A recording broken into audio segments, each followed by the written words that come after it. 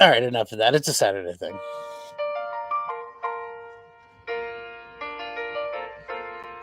Making your way into LCS takes everything you've got. Taking a break from all your worries, watching YouTube a lot. Saturday at Remy's place.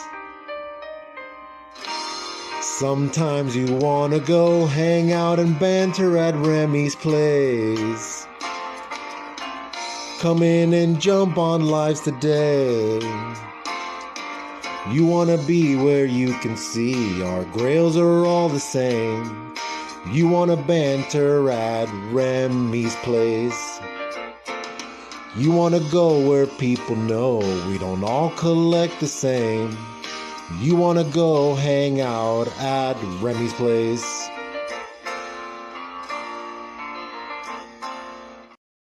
What's going on, everybody? Jeremy back here of the Remy Q Studios. I want to welcome you to my studio. It's a Saturday Hangout. How you doing, sir? Hello. Thank you for joining. It is Remy's place. It is Remy's and it's a fine establishment. It is. It is. Thank you. I appreciate that. And thank you, Freaky Louie, for that intro. Via Rob. That was fantastic. Look at all the people we got here so far. Las Crucias, how you doing? What's going on? Thank you for joining us. Shop is checking in. We got K-pop here. Nick the Comic Nerd. Anybody, if you want to join, hit us up on IG. We will send out the link. What's going on? Yeah, WrestleMania's on. I did get the heads up from a couple folks that they were watching that. So yeah, right now Logan Paul, Seth Rollins going at it. What's going on, Marty? How you doing?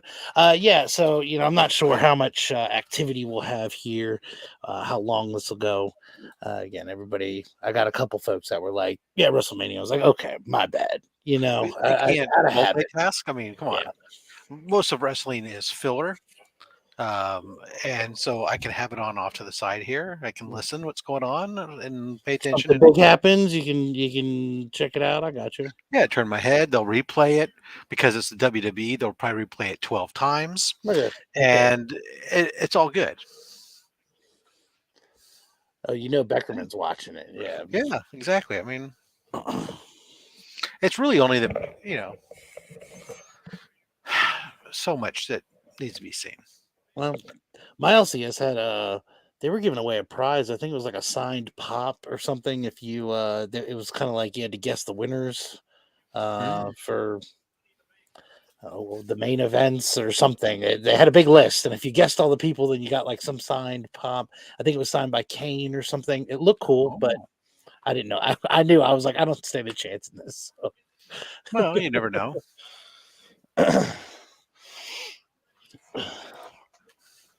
But it's been so many years since I watched a WrestleMania. Again, I'm just unfamiliar with the folks now. Too far behind. I need to catch up. Well, that's the nice thing about WrestleMania. There's always somebody who comes back who you know from way back when. I mean, John Cena already wrestled. Well, there you go. Yeah, I'm familiar with that. I'm familiar with that person. Yeah, he came back, and later on, Rey Mysterio Jr. He's only been wrestling forever. He'll be wrestling against his son. Blah blah wrestling, blah blah blah wrestling. Hey, that's all right. I used to watch it when I was younger.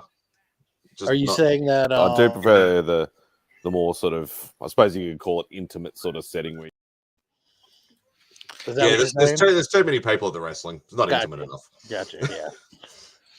Yeah. He's not young anymore. Yeah, exactly. Look at this. He even cooked up a steak dinner for this one. Ooh. Outdoor cooking. This is called yourselves the Illuminati. Hey, there you go. Which is probably better than the meat. God damn it! Joke's ruined. It's actually not a bad idea though. Summertime comes around, maybe I'll do an outdoor Remy's place. It'll be a special. We'll be grilling out. It'll be a good time. Better than the meat rubbers. There you go. Yeah. Smoke Masters. Well, whatever. Anyways. Let's go out on them last night. I think the last fight or thing I guess that I bet on, like sports thing I bet on was what was it? Nope, it's gone. It was a boxing match. They had an MMA person fighting a boxer. And I remember they had the most ridiculous bets in the world, and I put like $1 on like some of the long shot things that happened, and I ended up winning like $150. They sent me the check from I don't know, like Argentina or something, and it took like a year. Like I tried to cash it, and they're like, "Nope, we gotta approve this and everything," and like I had to give it to the bank and then wait, and then like a year later, I finally got my $150. So I was like, well, there goes my. At least it was 150. It wasn't like $5 or something. The things I do for a $7 check, I tell you. Maybe it wasn't. It might have even just been like a Canadian check, but I remember it was from out of the country, and so that was the problem. It was in Brazilian dollars on a Brazilian something different. Yeah, they were like, "Nah, you can't just cash this." Like, oh yeah, because it was probably because it was the international bank. Yeah, it was some sort of online thing, so it was like, however they get away with gambling for that stuff. There you go. Yeah. What's going on? Thanks for joining us. Yeah. And that's how it happens. How's everything down under, Spidey? Yeah, just same as ever. Still a little bit chilly because it's getting towards the cooler months. Now, by chilly, weird. So weird. You're getting ready for bathing suit season, and you're like, "Oh, it's freezing here." Ball. Yeah. Let's put it into perspective here. Again. Yeah. It's not a like, minus, when you talk about like minus 20 degrees sort of stuff. What's the temperature right now in Celsius? Go ahead. 17 Celsius at the moment. So it's 62 degrees Fahrenheit. That's getting cold, guys. Oh yeah. just so right now, most of the United States would be very happy to have that as their daytime high. So I'll take 62 year round. I don't care. Just keep me at 62. I'm perfect. I could get comfortable. I could adapt to that. You know what I mean? Like, obviously, it's a bit chillier than what I would want, but I think 70, even 70 would be good for me. But yeah, 62, I could get used to that and live. Yes, because that's most of my winter days are around that temperature. No. It's shorts and a pullover. No. When you just need the pullover just to cut the wind a bit. Mm-hmm. Yeah, I have a lot of family up north, and they would come down in their shorts and t-shirts and everything in the winter, and like, "Oh, this is beautiful out here." I was like, "Yeah, you're crazy." Right. What happens is, like, my parents who live in the desert, they come up here during the summer, mm-hmm. and, and it's like 80 degrees, and they're got parkas on. Mm-hmm. Because they're just like, "Oh no, I can't handle it." That's 26.6 for you, Mad Spidey. Yeah, so I like something around the sort of early to mid 20 degrees Celsius is fine for me, but when it starts getting to like 30 plus, see, I guess the mid 20s, that's a little warm. I like it. I like it where I live. 26 is probably somewhere around a little bit high. I think the average temperature year round, if you were to take the average year round, would probably be about 25. It does get warmer some days and it gets cooler some days, but probably. It also depends on our time of year, because if it's 26, 25, 26 summertime, then you got the humidity element, which makes it feel a hell of a lot hot. Oh yeah, I don't know what it is. Whereas like 25, 26 in sort of like autumn or winter, it's usually nice because it's, you get the sun warmth, but you get a bit of the cool breeze sort of thing. But yeah, I'm not a summer person. I'm a winter. I'm a cold weather sort of person. Well, given that your winters are still warm, yeah. In comparison, yeah. I mean, what would you guess the median winter daytime temperature? It'd be between 10 to 15 degrees Celsius. All right. So on the low end, 50 degrees Fahrenheit. On the high end, 60 degrees. So between 50 to 60 degrees. That again would be very comfortable, and much of the United States would be very pleased to have that as their temperature during the winter. Yeah. It's only in one country, Beckerman. The rest of the world works on Celsius. That's why I'm converting for us. Yeah, exactly.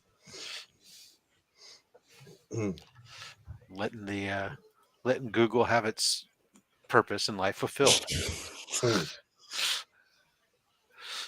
And if Tyler was here, it'd be at big. this point when you just type in what is, and then it'll autofill in temperature conversion. No, actually, all you have to do is type C to F, and it brings it right up, and you just Nice. And it gives you 2 boxes, and you just fill in one box, and it gives you the other box. Nice. It's also how it converts currency, all kinds of things. Well, But the millimeters make sense. That I get. I think millimeters. If you just did tens everywhere, it would be easier. But yeah, so we work on millimeters and centimeters and meters. that's what I mean. That I kind of get. So how tall are you, Remy? But most people millimeters? talk in height. They talk in feet. Feet and inches when it comes to height, even over here. Really? No. You guys still use it? You don't use meters? We'll still do it, but anybody who's been in and around like sports and there's a height element to it or something like that, they still like, oh yeah, I'm 6 foot. Or I noticed a lot of car channels now from just around the world are doing miles per hour as well. Like for a long time, they would have to put the little thing at the bottom where it would convert, whatever kilometers were, and now they're just cutting to the chase, and it's all miles per hour. Well, I think that's the only one that hasn't. Unlike the temperature, there are a few countries I think that still use miles. Majority of the countries use kilometers, but I think there are still a few that use miles. You'll get Australia does. Don't you gauge like car power by something different as well? Like you don't have horsepower, kilowatt rating, kinetic energy or something. We talk about horsepower, but it's mainly kilowatt rating. Yeah. So I'm like, I've got like a lot of you hear a lot of older guys that are like real car nuts and stuff like that. It'd be like, oh yeah, I've got like 1,000 horses under the hood or something like that, And they're like, well, what is that in kilowatts? It's like, oh, it's like 450 kilowatts or something like that. So, yeah, that always threw me for a loop. We are the only country that has freedom. No, there's other free countries out there. Wasn't a 3 count, only a 2 count. Well, a lot of those there's a lot of car shows that'll come out of the UK, and they're one of those weird hybrid countries where they'll use a lot of stuff in metric, but then they use a lot of stuff in imperial, and then they use some stuff in their own freaking esoteric shit. So they still use miles frequently. They still use kilometers, but they also still use miles. They use both, and it's like, what the heck? Yeah, so yeah, I know, like, because Dad was a big car guy when he was younger, and like all our older cars and like the sort of 50s under were still in miles, and that's what the speedometer thing until they they converted, made sure that all the cars went to kilometers and things like that, and then it just stayed like that. So until you had a big enough market, and people started making cars specifically for your country. Yeah, well, then we actually started having the literally was that because everything was an import, right? In which case, no one was gonna change something over just because if you were getting import, especially if your cars I would imagine that most of the cars that you were getting in were probably before the 70s were coming in from the U.S. Yeah, probably U.S. or a little bit of European market stuff, like if you had the money to bring in the European stuff. But yeah, like but it was still right-hand drive, right? Yeah, they had to convert them all. Yeah. So because like I know that's what a lot of people were doing with if they bought imports, they'd have to go and spend another like 10 to 15 grand to change it from left-hand to right-hand drive. Yeah. So you really had to have the money or the willpower to be able to keep going with that. Which sort of is thing. weird because everything is still the same. Like if it's a manual, you still shift the same. It's not like it shifts in reverse. No, that's right. Just with the other hand. Hmm. I don't know about the pedals though. What are the manual pedals like there? Is it? Yeah, so you'll obviously, if it's a manual, so you'll have clutch, accelerator, and brake. You're using your hands at your backwards. Your left foot is on. Left foot is clutch. Okay, so still the same. Yeah, and then your right foot goes between your brake and your right foot's gas, middle is brake, left is clutch. No, he was saying middle was the accelerator. Middle is accelerator. Oh, really? Yeah. Oh, that would fuck me up. No, you know what? I bet you hear all the fucking old people that are driving their cars through shopping malls and stuff. They're probably from fucking Australia. Yeah, and they're probably. thinking You're making me think now. They're thinking they're putting their foot on the brake, and instead they're hitting the gas. Yeah, because usually it's clutch, brake, accelerator. No, I think it goes left to right.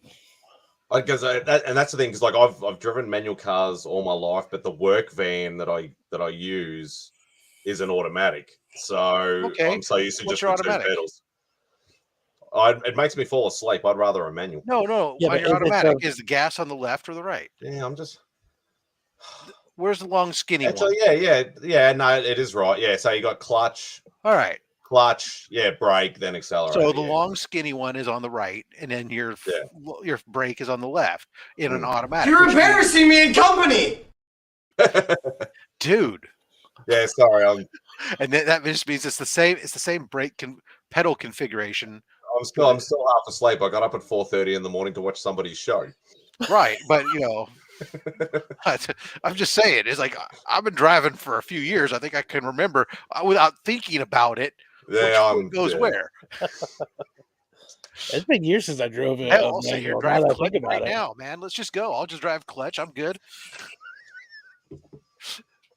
Wow, it's been a couple. Yeah, I way prefer unless it's peak hour traffic. Obviously, you don't want to be driving a manual in peak hour traffic. Oh, I know. That's why I stopped driving a manual transmission, and I went to automatic. Was because here in the Bay Area, there's so much traffic that the few times I get to go up to the mountains where I can enjoy driving a stick, I just get I'm like riding the clutch too much and always between a shift point, and it just makes me mad and angry, and I yell at people, and my wife doesn't want to ride with me in the car and everything else, but now I get an automatic and I'm just a chill pill, baby.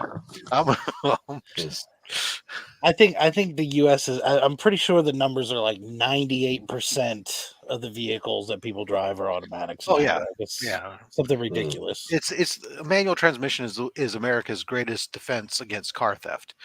People try to steal your car and they look. Oh, forget it.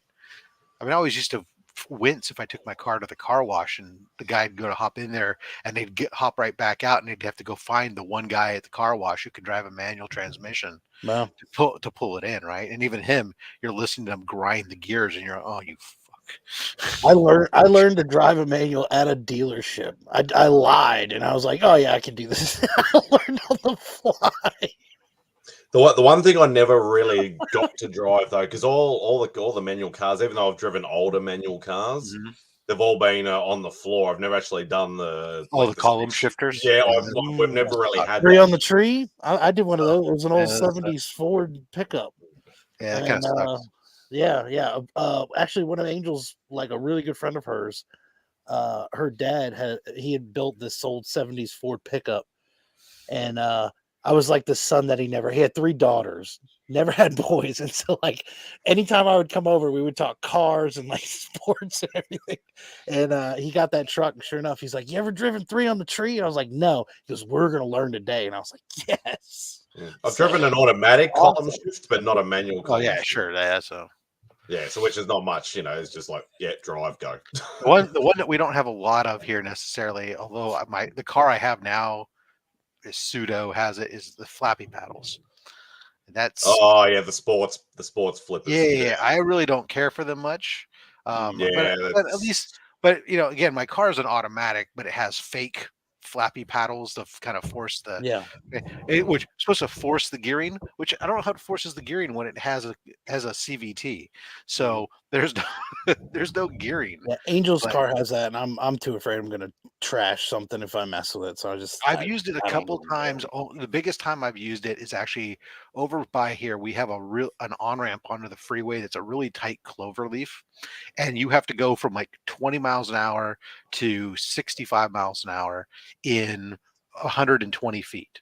So Hmm. you have a very no range. So it is nice when you get there to force it down to rev up the engine so you can get up and go quicker Mhm. uh, from that aspect. But otherwise, I drive a freaking Subaru, man. That flappy paddle is a joke. Why do you have flappy paddles in a Subaru? The only thing I don't like, I've driven cars, like I've driven some of the higher price stuff, like I've driven a Porsche and things like that with the flappy paddles and things like that, and it just doesn't have the same feel as actually putting something into gear and going, sort of thing. It's When I used to hit the Abarth, and you go up in the mountains, and you redo all this stuff with the blow offs and the turbo stuff. I'd roll down all the windows just as you're going up and you're hitting those things. You're hitting that, especially when you downshift, you hear that blow off just, and then you get back into it. And it's the turbo spools up. you love it spooling up. Oh Yeah. God damn! Nothing made me harder than maybe my wife. Yes, we found the kryptonite. Car talk is Becker's Found the going, oh, I'm kryptonite. out of here. Check. Well, it is worse for Becker right now as we're talking cars, and it's a commercial during WrestleMania. Yeah, it's great. Yeah, so you can't It's even the old debate of the small block versus big block. Let's get it on, fellas. Or the turbo versus the V8 discussion. Or worse here in California now, where they're just got approval, whatever, to start to phase out diesel trucks. So all the semis, tractors are all gonna have to be all electric in like 10 or 15 years. Yeah, And it's like, really? California Wow. definitely. I remember it was when I would dabble in car stuff, just shopping for parts. I would always see that disclaimer, like not allowed to buy if you're Not a carb. California resident. Yeah, because it's not car. You can't anything- modify a- anything. Like no exhaust, no. anything for the intake or the exhaust has to Yeah. be carb certified. And what really was hilarious to me, right? So when I had my Abarth, the first intake that I replaced it with, because there was no off-the-shelf parts except for Euro parts, and the Euro parts didn't fit with the US Abarth because it was a different motor and everything else had turned out more horsepower and such. But so when you go to get the intakes, they were custom-made race intakes, so they weren't carb certified. But at first, I didn't care. I put it on anyways because I was a brand new car. I didn't have to smog test it for like the first 3 or 5 years, something like that. Mhm. But then when I went to go to get it smogged, I'm like, oh crap, now I got to change out this intake and everything else. So I found by then there was some other intakes that were. So I found one that was. When I was really pissed off was I'm having it installed, and the sticker is separate that said carb certified.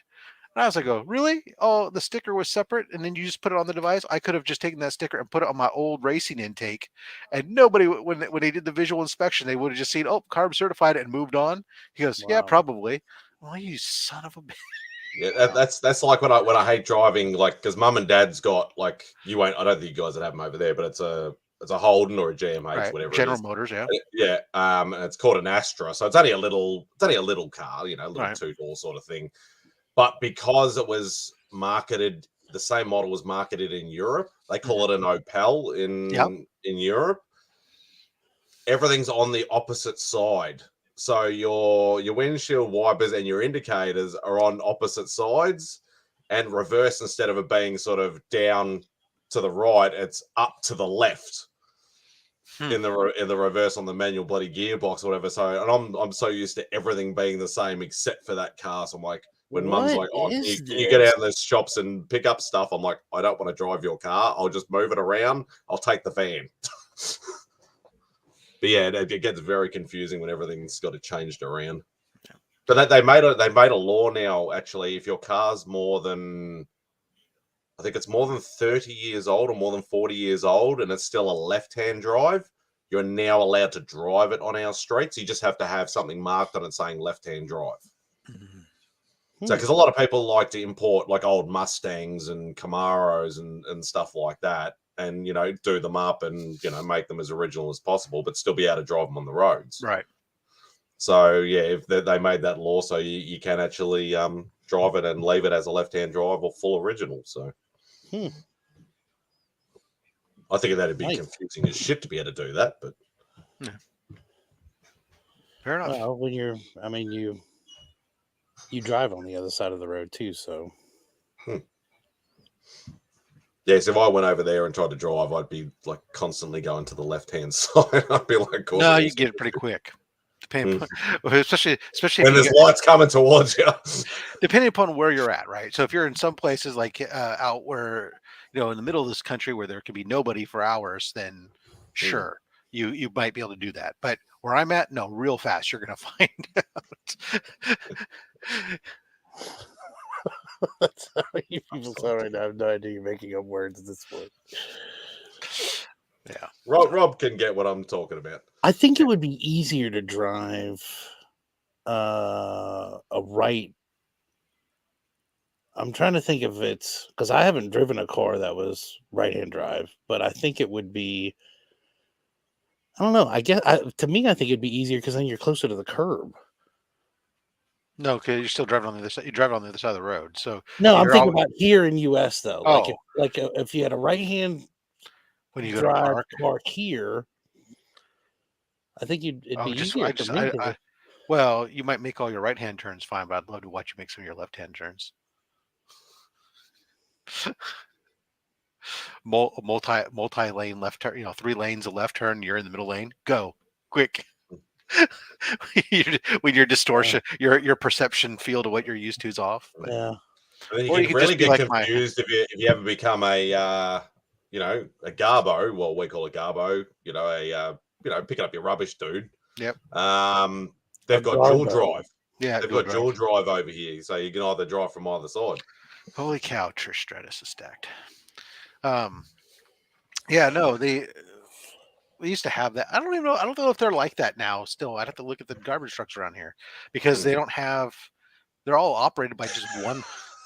There's operated by one person now. It used to be like there was like a crew on a truck, but now it's one person with a robotic arm that grabs. You used to have a driver and then 2 guys in the back. 2 guys on the back because you used they'd go into your yard, into your side yard, and empty your trash cans into their bigger trash can for you. When I was a kid, you didn't have to bring your cans to the curb. Picks it up and dumps it in and drops it back off.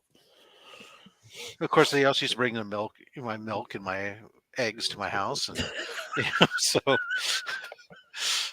Oh, you said like the mail. Speaking of the mailmans, they've got this real like funky little thing because most of the guys they either do it on push bike or they do it on motorbike. But they've got one that's like it literally got like a little roll cage, and you're all encased in this motorbike. They've almost made it like a, I don't know, like a cycle car, like a golf cart. It actually looks really fun. Out here, but a lot of them are in old Jeeps or some other vans or something. But they're right-hand drive because you'd be driving them. It's easier to deliver the mail in rural areas where the mailbox is there, so you can just pull along the side and without having to get out of the car, load up the stuff. But yeah, I'm not sure how they do it out regional. Like obviously, in the suburbs and stuff. It's because it's push bike and motorbike is the easiest way to just go up a sidewalk and just put the letters or the little parcels in. Oh, there you go. Trash guy still got a guy in the back of my. Yeah, well, there you are. Yeah, no, they upgraded around here to the arm a while back, and now they just have that robotic arm that throws away the trash. Yep, and occasionally it actually empties the can completely. Sometimes. The other time, it dumps half of it on the street. Yeah, I swear. Yeah, that guy's not getting out. It's just gonna going. He's supposed to get out to pick up anything that falls out, but no, never does. Just drives on. We got a schedule. We got a schedule to keep here, fellas. And it's funny actually because like at home, we never have any troubles with the garbos, but when it's at work, because we'll have like 10 or something bins, because there's places upstairs as well that use the same bins and everything like that. Every Monday morning, because they're usually done before we get to work at like 7 a.m. Get there and it's just crap everywhere. They do not do a proper job. Mike's giving up. You could always hop in here and change the conversation, man. That is true, sir. Just saying. Let's talk some Night Thrasher. Come on, hop in here. I'm not qualified to talk. Do you think the Night Thrasher should have used a Paul Peralta board, or was he right to use a Bones Brigade board? What kind of trucks do you think he used? That's right. Don't know. How loose do you think he kept his trucks? That's right. I don't know. I always thought he'd be a bit of a Vision Gator man myself, but you know. Yeah, I think that conversation died real quick. We don't know what we're talking about anymore. No. Now that Mike said he's leaving, we're like, what the hell was that conversation? Free comic book days coming up, yeah. Is it? That's what I've heard.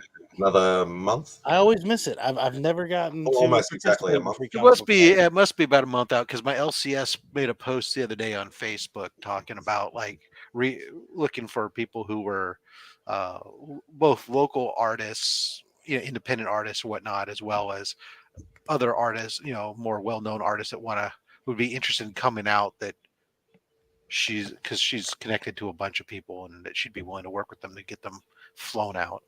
There's so many cons these days during that time. It's like you're going to be hard pressed to get anybody big, I would think.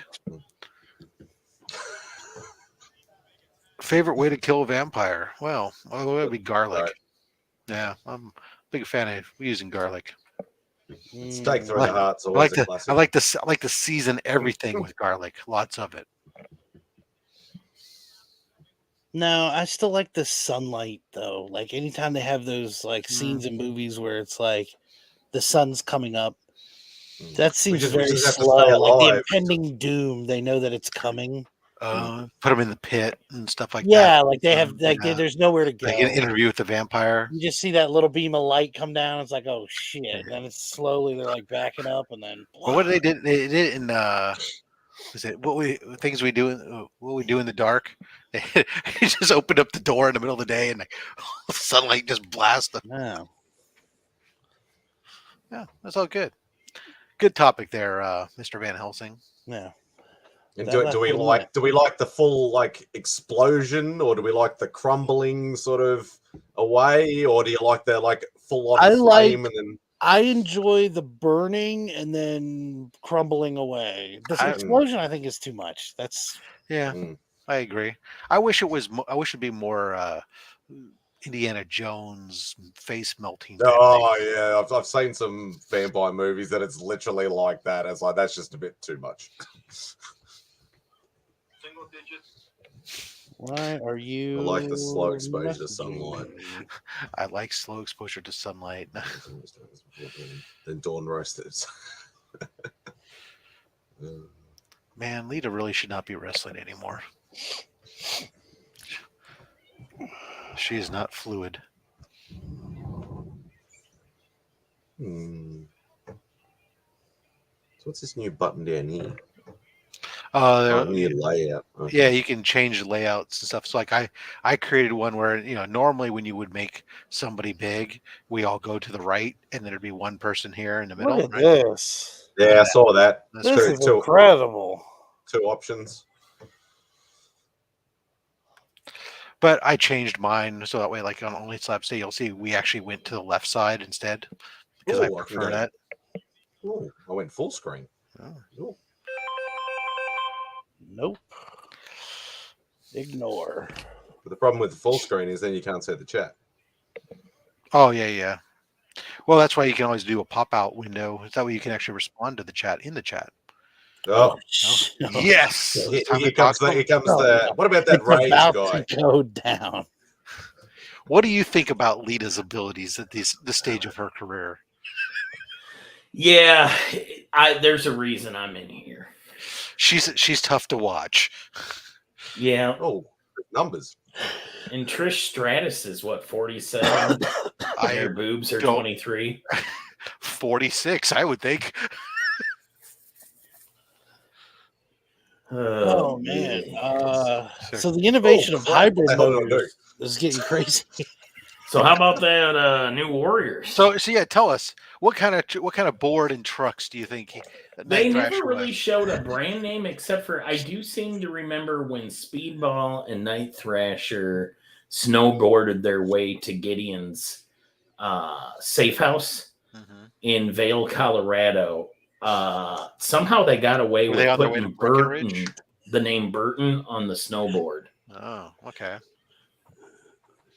Not Lance Barton. Thank you for saving us, Mike. Yes. Speaking of Night Thrasher, I had the naked cover. That was the only thing that I had nearby. Speaking of Night Thrasher, did you know, Remy, that in his origin story, Night Thrasher's original costume had no helmet and he wore suspenders? Ooh. Yeah. A little too No Urkel. skateboard either. So then he grew up and he got cool. Not my Night Thrasher. Where would he hide all not his? mine either. Mine's Where would he hide all his weapons then? They were in his pencil case that he kept it firmly They in were his right here, briefcase. Spidey. They were right here all along. His heart was. I always thought it was funny when he was fighting Punisher in like issue 7 or 8, 9, maybe somewhere around that point. He pushes a button on a skateboard and a switchblade comes out. It's like, really? So the skateboard's got a knife? Well, shout out Pocan Joe. He's gonna make I would that. like a skateboard with a switchblade. Listen, a regular skateboard would already kill me. But a skateboard with a switchblade. I'd like the switchblade or just any kind of blade. If we can get that worked out. I will have to say that I think with those suspenders that Trish Stratus looks like she's wearing snowboard pants. Like she's wearing a ski bib. See, I can turn any topic into the new Warriors. Oh, bend over, baby. What do you think? Bobby De La Ghetto, what's up, dude? And I saw your comment about New Comic Book Day earlier. Yeah, I'd be into going wherever you want to go. I might work my Not help my big into LCS out. vampires. Oh, she dropped her What are you suspender. guys gonna do for New Comic Book or Free Comic Book Day? I mean, do you guys have that in Australia? Yeah, some make it a bigger deal than others, but yeah, like Market, big city that Simon goes to and I go to as well. He usually tries to he quite often gets in like a cosplay outfit, even gets his girlfriend in a cosplay outfit, and then they have like a big wall up the thing, and they get a lot of people actually. So, but yeah, some of them don't necessarily go.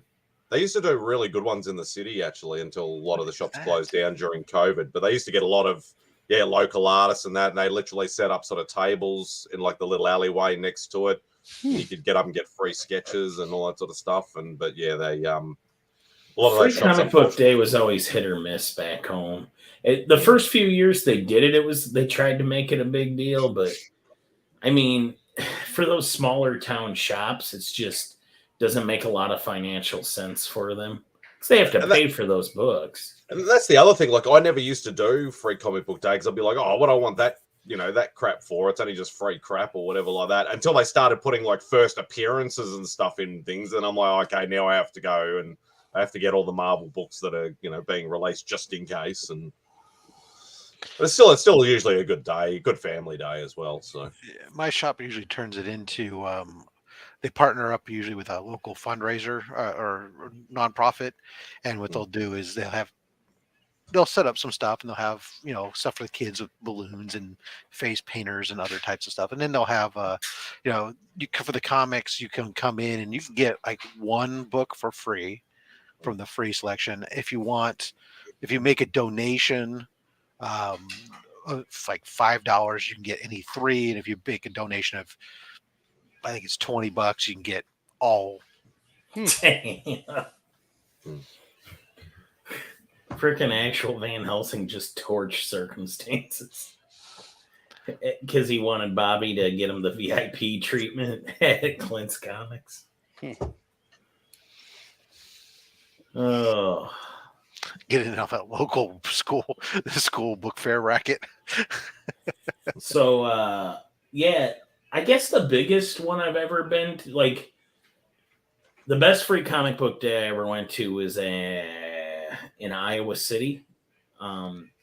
It happened to be the same week that was like the 30-year shop anniversary for Daydreams in 2016. So he basically, the owner cashed in all his chips, and he had just like a great day of artists. He had Scotty Young sketching for free. Ooh. With a donation jar out for local vet clinic. And because it's Iowa City, like the first hour was crazy. And then after that, Scotty was just sitting there. My buddy ended up, I didn't do it because I felt it wasn't fair to get more than one, but my buddy just kept asking, and he got 2 or 3, I think 3. He got 3 sketches from him. Wow. Well, if that happens again, you know where to look. I would get something for Nick. You're right. Screw that guy. You'd be after Nick, maybe.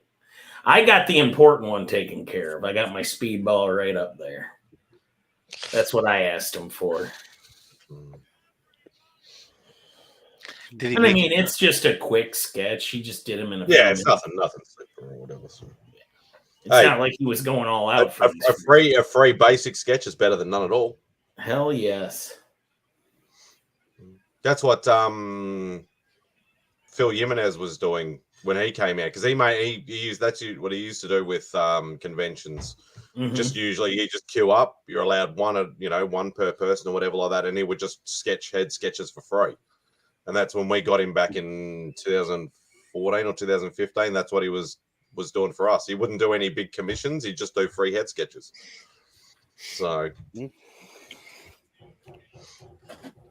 but yeah, they always raise money for the local vet, Humane Society. Yeah.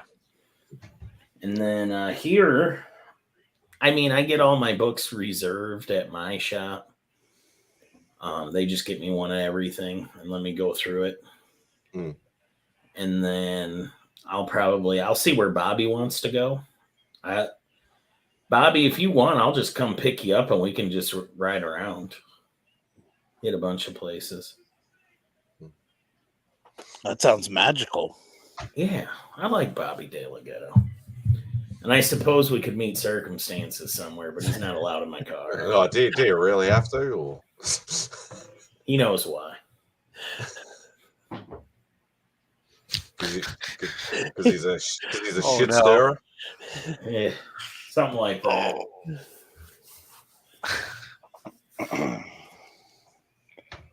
Hey, Paul. All right, must be getting close to the time that if Trish is going to turn heel. Her suspenders? Oh, she already took off her suspenders. Okay. She's already had to cover herself up a couple times as she's done certain moves. Oh, you're going to be working at the LCS? Well, I'll go over there if you can get me in. I don't know. She's kicked me out twice now. I'm feeling a little unwanted. Really? Yeah. The last time she just looked at me and said no. Dibs on Human Torch. Wow. How does she stay in that thing? Gravity defying. No, you can still go on at the Baby Ruth. I've never tried a Baby Ruth. Takes me a long time to eat 24 full-size Baby Ruth. Yes. Maybe for you. Takes about 24 minutes. Yeah. I should what's in a Baby Ruth? I've never tried one. deliciousness. Chocolate, nuts, a little caramel. It's rich bit and like a- dexterous. That's like what a the Snick- ads, the like a Golden Age Snickers? ads used to tell me that it was rich and dexterous. Reese's peanuts, rich caramels. So it's like a Snickers. Similar, Not really. except that the A nuts bit are more nougat than the nuts are in the chocolate instead of in the in nougat. the filling. Oh, I think I'd like one of them. You look Huh. so dignified eating that, Remy. It's like a Does walk. it- I It's like think a it's a little walking. false advertisement though, because this is what they Uh-huh. show you, and this is what you actually get. Yeah. What does it? Does it still have dexterous? Is it rich and dexterous?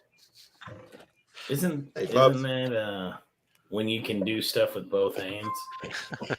If you wanna jump on Bubs, hit me up. Ambidextrous. I'll send you the link. Let me see. Yeah, Bub should have been in the chat for Only Slap today. It was all Golden Age good girl. Well, mostly I'll Golden send it Age to him good girl anyway. art. A little Silver Age. I only like Golden Age books when it's being ripped up by Peddling Pete. Oh, come We on. can't read any of that, but I know. Come on. There we Oh go. wow. Ooh, No, now it's all No, hold dexterous. on. There it Yep. is. it's Yeah, still in it's there. Nice. It's It doesn't wonderful. even have hands. How can it use both of them? Yeah, all I know is that's all the Golden Age ads would say rich and dexterous.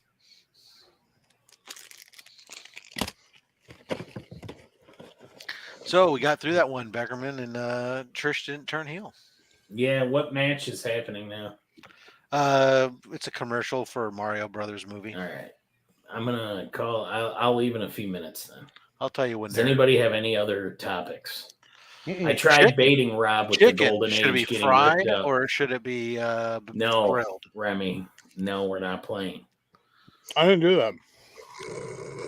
Oh, I told you I don't have a good poker face. I really don't. Grilled or What is wrong with you? Yeah, but I was going to show you Tootsies. show me some No. tootsies. Oh, Yeah, why are they so weird looking? Although I kind of have that same problem. Like whenever I wear sandals, you just feel bad for the sandals because my feet just crush the shit out of them. well, she's got that one the odd toe that's longer than the others. So I basically got hobbit feet. They're really wide, like the rest of me. it's just that way you can walk on snow. Yeah, Like snowshoes, yeah. sure can. Except for mention really, you in Rob, my you're gonna home. find this surprising, but don't get a lot of walking in.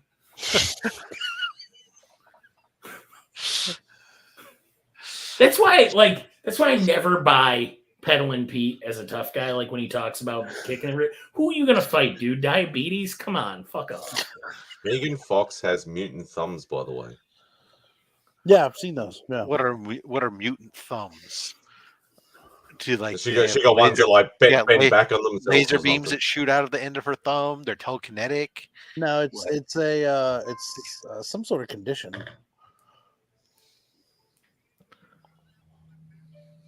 Because I know a lot of people are like double jointed in the thumb, so they can actually like bend them further back. Yeah, a bit like that. Yeah. I just played a lot of video games. I only had We'll one. stick- we'll that I had stick- to we'll worry stick- about. we'll stick My to that day, story. it was one button and a joystick. That was it. Made life easy. I don't have to do anything. See, that's why I felt so let down by video games later on when they tried to make me move around and shit. Like, this wasn't the deal, guys.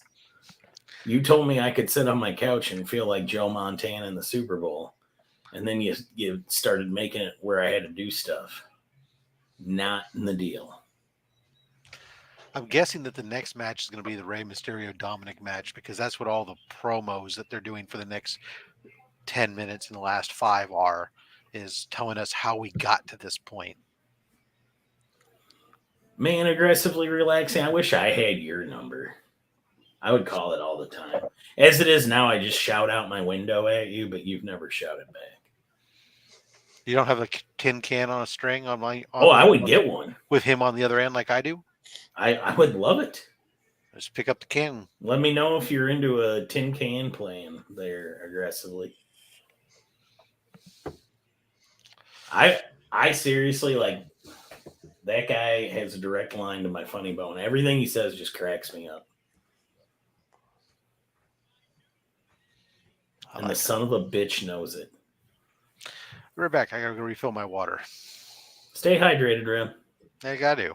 Can you refill mine as well? That doesn't look like water. It's empty. What was in it? Moonshine. We had water in it.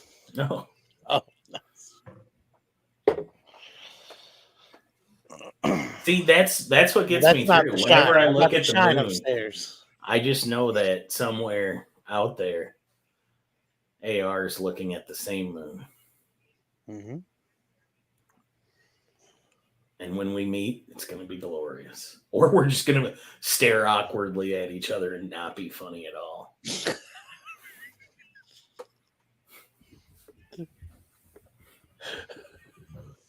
Man, this is awkward as fuck. I don't know what to do.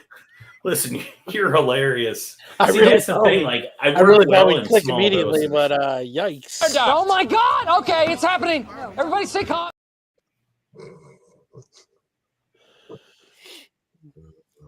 I didn't do that again. You give this guy the controls, pretty easy. and he just abuses it. You see what happens. I do. Show more feet. I don't have that many feet on here. I got. You got any pictures of Alan's feet Yeah, it's left? the same tootsies I had from last week. I can dig some up if you want. Where's Alan's feet? I don't have Allen's on here anymore. You only got a certain amount of spots to put stuff in. Yeah. Remy's yeah. is always full.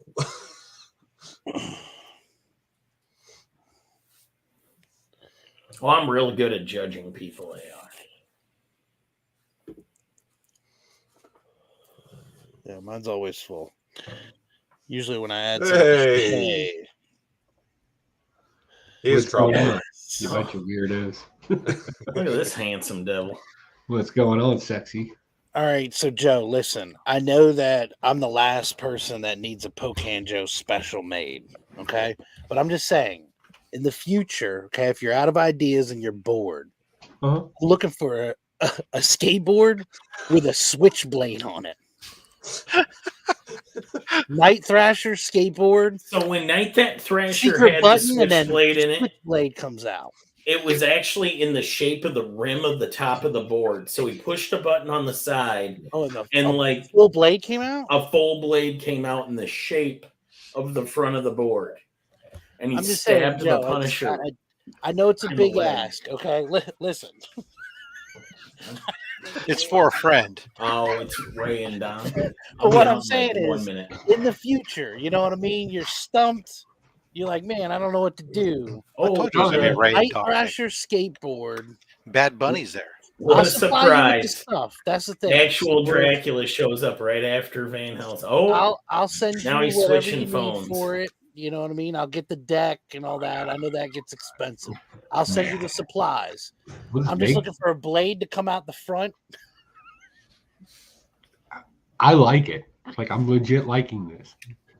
dude, I like you're it gonna more if we murder can just get it to yourself where with the this blade thing, would just Remy. shoot out of it. Hit cars and stuff. You're gonna need a release form on this thing, Joe. Nah. That's telling somebody what I'm doing when you ask for a license or something. You're just telling. Yeah, I don't them. think Marvel's real interested in protecting the sanctity some of reason- Oh nature. God. I think Joe thinks about a blade coming out of his skateboard and he's like, I've heard worse. Beckerman.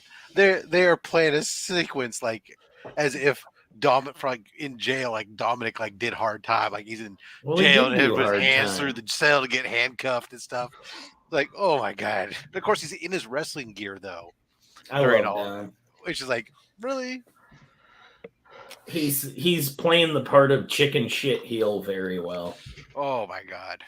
Well, if you got no talent, you might as well play a role that everybody hates. Which is hilarious too, because he's suspiciously tall for being Rey Mysterio's kid. Right? Well, that's always been the thing. I think you just figured out the next plot story for the character. No, that's been the plot story. That was- it was that was always in the that back. Eddie Guerrero was his dad. That was a long time ago. Rey Mysterio and Eddie Guerrero had a ladder match for custody of the kid, way back when he was a young kid. Yeah. This As he sat in the corner and cried. It was great. Wow, wrestling And has that- changed a lot. Oh, I now love wrestling. he's being. They got.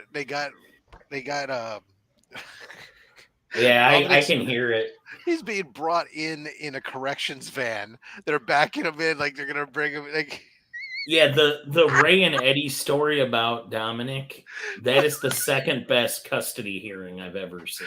oh, Number one, Kramer versus Kramer. over the top. Oh, Winning custody of your child in an arm wrestling tournament One is arm wrestling the match. height of America.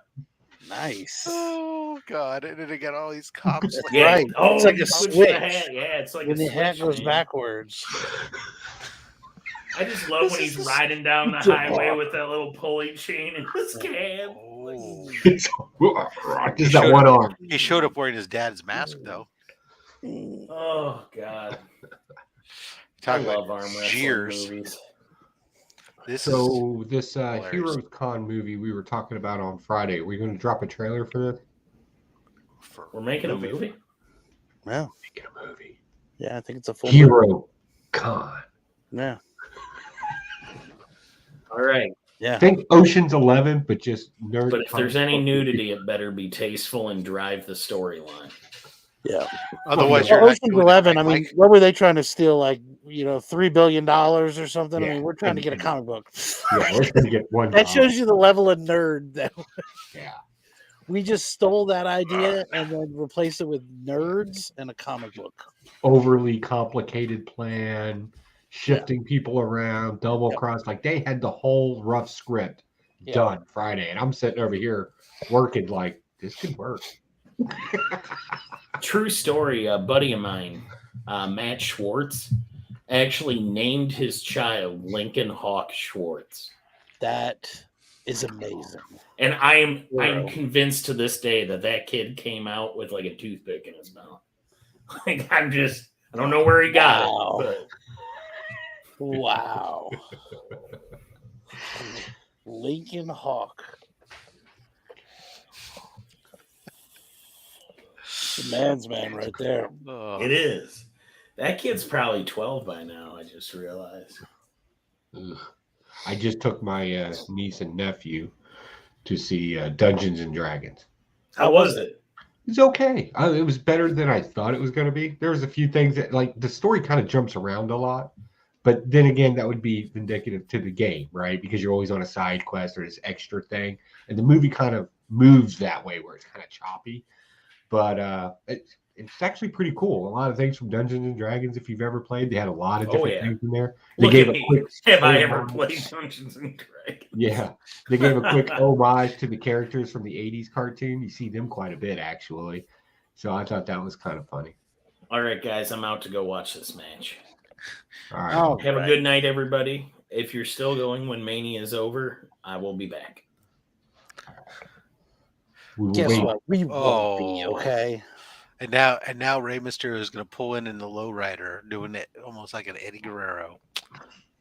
Well, I guess it's not really a is it a lowrider? I don't know. It's all Snoop Dogg's bringing him in.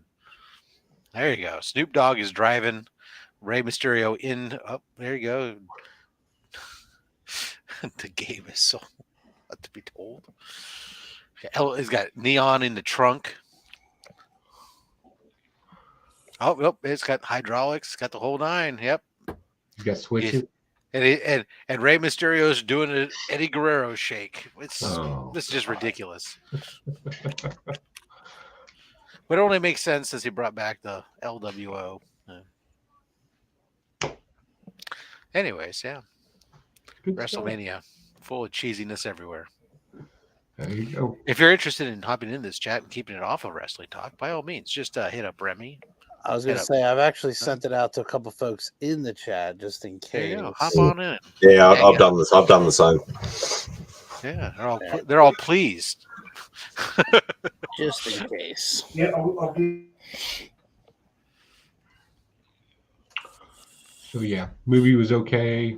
I need to make what was the character's name again? Skateboard? Night Thrasher. Night Thrasher from the New Warriors. Yeah, I never read that.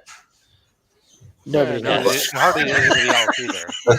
That's I right. have because of Mike. Mike, yeah. Mike is really about the only person, which is why Night Thrasher and the New Warriors don't have ongoing book. Yeah. Mike was like, "What do you mean? You don't know about this character? He rode a skateboard. That's the best '90s character there is." And I was like, "You're right." I mean, are any of the New Warriors still active in any title today on a regular, recurring basis? Or you get like a one shot from like Darkhawk, and that's about it. Well, Nova's still going, but it's different. No, Nova. Darkhawk had a short run. He had a little 5-issue miniseries last year. It was trash, but it's okay. I'm not meaning to poop on anything. Yeah, Nova, of course, Beckerman's. Yeah, Nova, but it's Nova. different Nova though. Oh, is Rich Rider still in comics, or is it all Sam Alexander now? That's a good question. Good question. Who reads Nova? Beckerman. He's killing him. He's not present for this. No. Oh, so I got that police evidence room auction that I went to, and I picked up like those eight. I saw that. You want to see some things I found today? Is it going to make me sad? Yeah. Oh, you fucker. All right, yeah, go ahead. Both right here. Richard Rider is still around. Okay, well. I'll just show you the 3 comic books that paid for that entire thing. So the first one we got, I don't know, some of this may look familiar. Oh, okay. I know that book, yeah. Yeah. And then, okay. Well. Yeah. And then, like, I don't know, this one, some people may not like it, but there was 3 copies of this in there. Oh, get stuffed. I've seen enough. Everybody knows that's my Jinx book. Congratulations, sir. What do you? Are they there? Can you sell me one, Joe? Can I what? Can you sell me one? We can talk. We can DM. What kind of quality are they in? Out of curiosity, I would say fine to very fine, which I was surprised. I'll take the lowest grade copy out of the site. Yeah, they're all pretty much the same. I don't know this guy, but most of his stuff was modern. There wasn't really a whole lot of old stuff in it. I'm still going through it. Plus, I'm still going those 35 boxes that I picked up last year. But yeah, good stuff. And also, I got the first Robbie Reyes too as Ghost Rider. Oh, nice. Yeah, good stuff. Yeah, but Miles, at least the Miles is the good one because that's at least even in fair condition. At least it'll bring you a couple $100 or whatever. Yeah, I was actually taking it down to Heroes Con and possibly getting it slabbed. See what it would cost me to get 3 of them slabbed. Just get 2 slabbed. I just get 2 slabbed.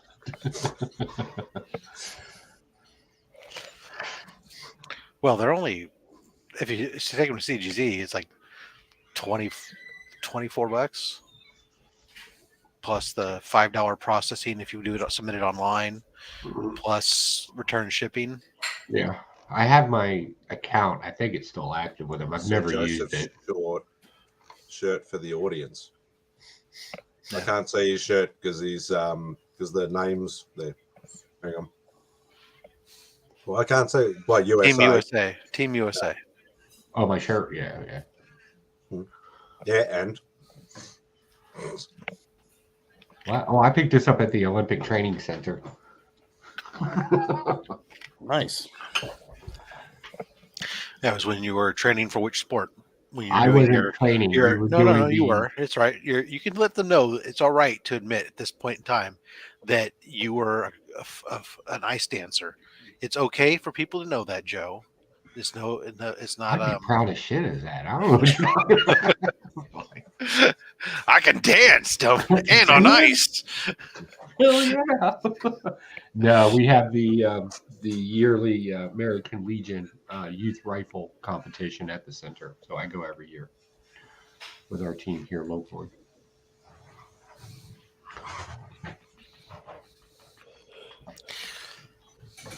I don't know who. what to think on this one. Who's going to win I was this? gonna say Mike's got a couple. Yeah, he's saying he's.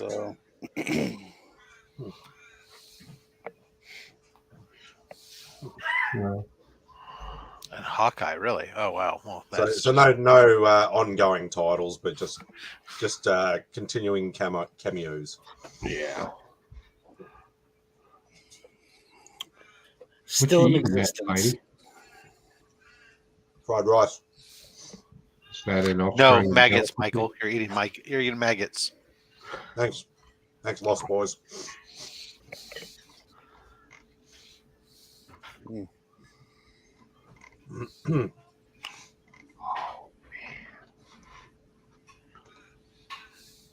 All right. So is anybody going to be hunting for anything major at Heroes Con? On the lookout Yes. for anything? What you looking for? Well, it depends upon what I pick up at Short Boxed, but I'll be keep an eye out for potentially ASM 9 or 13. Startling Comics 49. No, that's out of my realm. But the Dell 4-color Flash Gordons I need to finish off my my Dell Flash Gordon run, or 4-color Flash Gordon run. Stuff like that. I believe, again, I'm just throwing it out as a suggestion, because when you get in there to see how many comic book dealers there are, it's ridiculous. But there's one, I know he'll be there because he was at Planet Con. His name's Graham Cracker. Yeah. Graham Cracker Comics. Yeah. Mm-hmm. He usually has stuff like that, especially his Dell 4 colors. Yeah, I got a count on it yesterday, and they had listed it was like right around 200 comic book vendors. Man, I'll be busy. I mean, I'll still be, of course, looking for my mystery and space stuff too, and some of the normal stuff. But I mean, I got a couple. For the most part, those will be my main targets.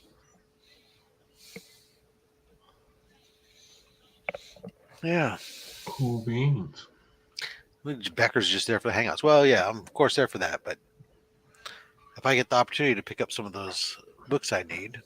I don't know. He says he's going for the hangouts. Like, he'll say that, right? Because he said that at PlanetCon too. But then he'll have 12 different sketches that he gets done. Yeah. He just disappeared on us. Like, we were just left in Kansas City to figure out on our own. I think you can get into trouble all on your lonesome. Oh yeah, I'm really good at it, but I want to bring everybody down with me. It's called Crabs in a Crab Pot. Yeah. Yeah. Yeah. Fortunately, there's things that, like, if I get them, I hang on to them, but I'm gonna be pretty focused, I think. I say that now. Mm-hmm. I suppose with 200 vendors, though, you're going to be very tempted to, it'd be very hard to not spend any money. I'm not saying I'm not going to. I know I am. Look, I mean, I love y'all guys and everything, but I'm going to a con. I'm going to this con because this is also supposed to be the con that's got the books to sell.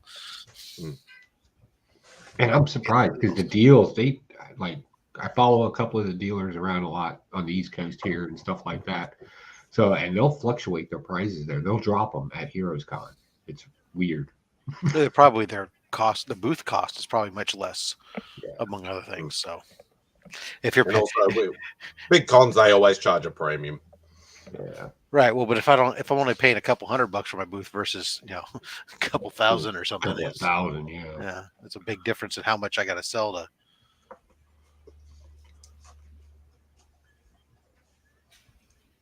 Nice. I suppose it depends on the type of books you do. If you're all got like boxes of $1 and $2 books, that's a lot of books you got to sell to cover a table cost. Yeah. It's nice. It's nice. Like, other Comic Cons are great for spectacle and shows and nightlife and all that other kind of stuff. But Heroes Con, that you are elbow deep in comic books all day long. Like a little mini treasure hunt. I'm down. Yeah, so I'd be, and that's the thing. Like, I wouldn't be able to restrain myself. I'd be like, first booth, I'd be like, nah, just blow the whole money in the first booth. I wouldn't be going to be stuff going around at 200 booths. That's always the biggest problem when you get to a con. It's like this size with this many comic book vendors. Is not only that, but it's like even when you're looking for like a certain book, when you see it, is to go like, okay, I could go keep looking around. Especially if it's like at a fair price already, and you're like, oh, do I just get it now and not let it disappear before somebody else sees it because it's at a fair price? Or do I go look around to see if I can get a better price somewhere else? And that's sometimes you just get to go, if it's already a fair price that you're willing to pay, most time I'll, unless I somehow think I'm somehow going to save a significant amount of money, I'm just going to take it and run and be happy I got it at the fair price I was willing to pay. And that's the thing too, because like I've mentioned this quite a few times, is like over probably except for the last couple of years, even just prior to COVID, comic vendors were a dying art at our big conventions over here. Like you'd be lucky to get one or two at the absolute most. But now there's starting to be a bit of a resurgence. Like obviously it's not going to be 200 because we don't have that kind of capacity, but you might be lucky now to get 5, 6, or 7 sort of comic vendors now, which is a lot for a big con for us. Because a lot of guys just can't pay the table prices at these big cons like over here, and that's why we have a lot of these local little comic fairs, and like a little scout hall or something like that, which I find a lot better anyway, because you can really sort of dig the crowds not as much, and you can quite often wheel and deal a lot better then too. Yeah.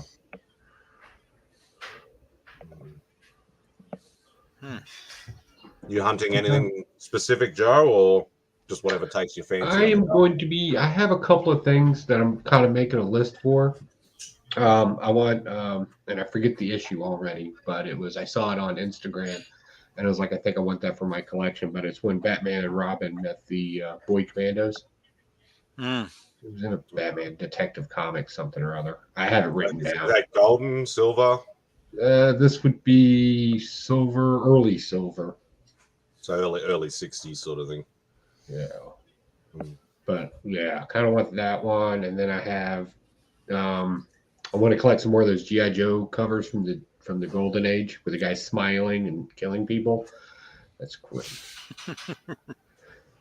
He may be a psychopath, but hey, at least he's on a path.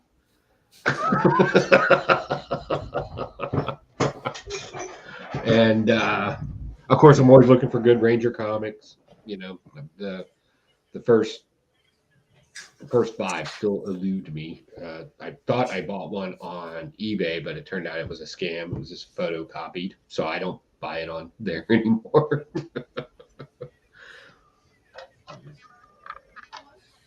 And just other interesting things. I'm mostly there. If I find a comic book, I like a good story attached to it, something interesting in it, a conversation with the book dealer. And I still need to finish off my 80s stuff. So now I'm getting to the stuff that's a little harder to find. Like the Dungeons and Dragons, the 80s cartoon, they had a comic book. I've seen a couple on eBay. Remember that.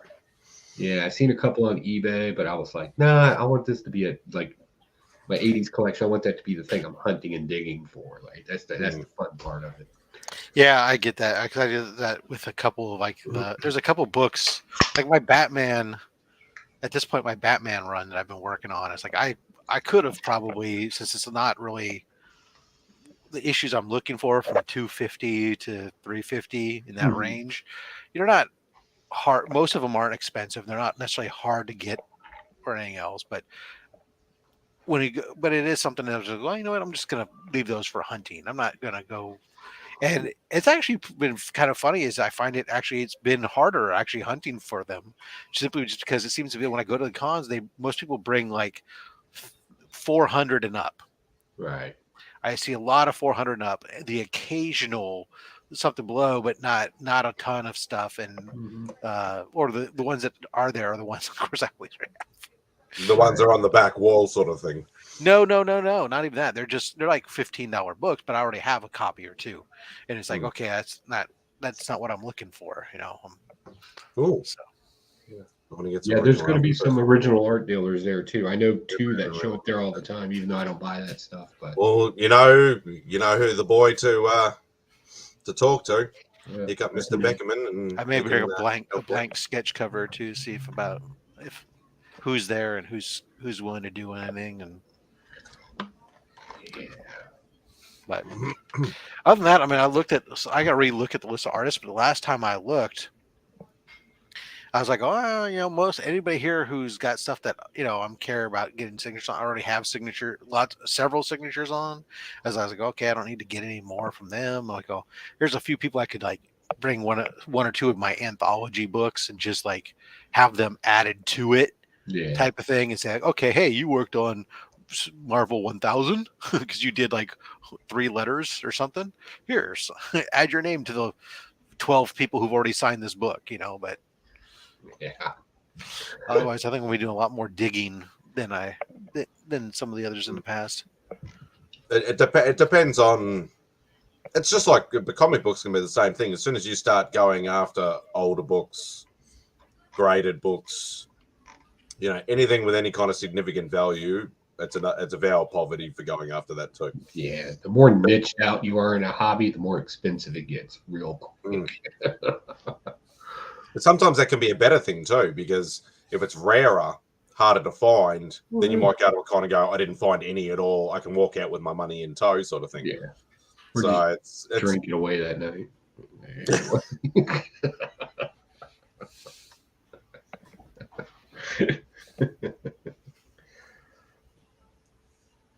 Yeah, original art could be a very sticky slope. Rey Mysterio beat his boy. Oh. Well, it only makes sense. I mean, he just got inducted in the Hall of Fame last night. I mean, as much as I'm sure he'll turn around at some point here and do the job to his son when he's ready to. For the WrestleMania, it's like, kid, this is your. Come on, I just got it in the Hall of Fame. I'm not dropping to you. Yeah, right. Makes sense.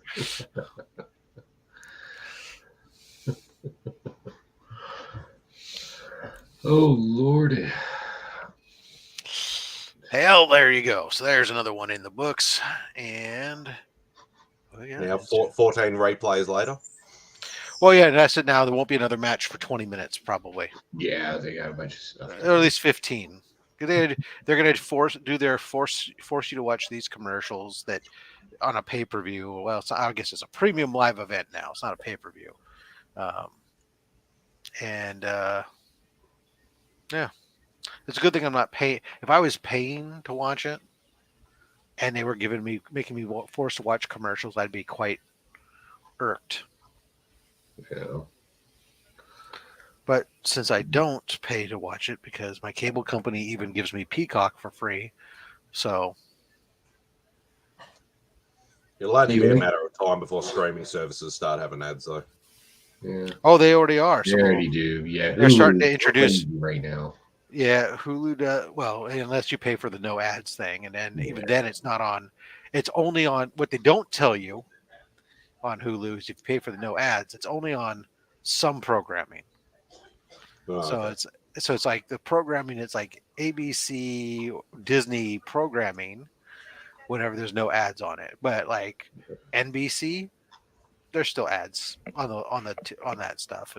Commercials wouldn't bother me if they sold me stuff that I would actually be interested in. But I can only watch so many commercials about tampons. I have no use for them. JDA3, I agree with you. Cable is very expensive. The only reason why I have it is because it provides my internet, and I don't get my TV through it, except that I watch streaming. So therefore, I guess technically I do. Yeah. But this is because where I live, even though I'm in the heart of Silicon Valley, I have 3 choices of internet providers where I'm at. I have the cable company who provides very good gigabit speed.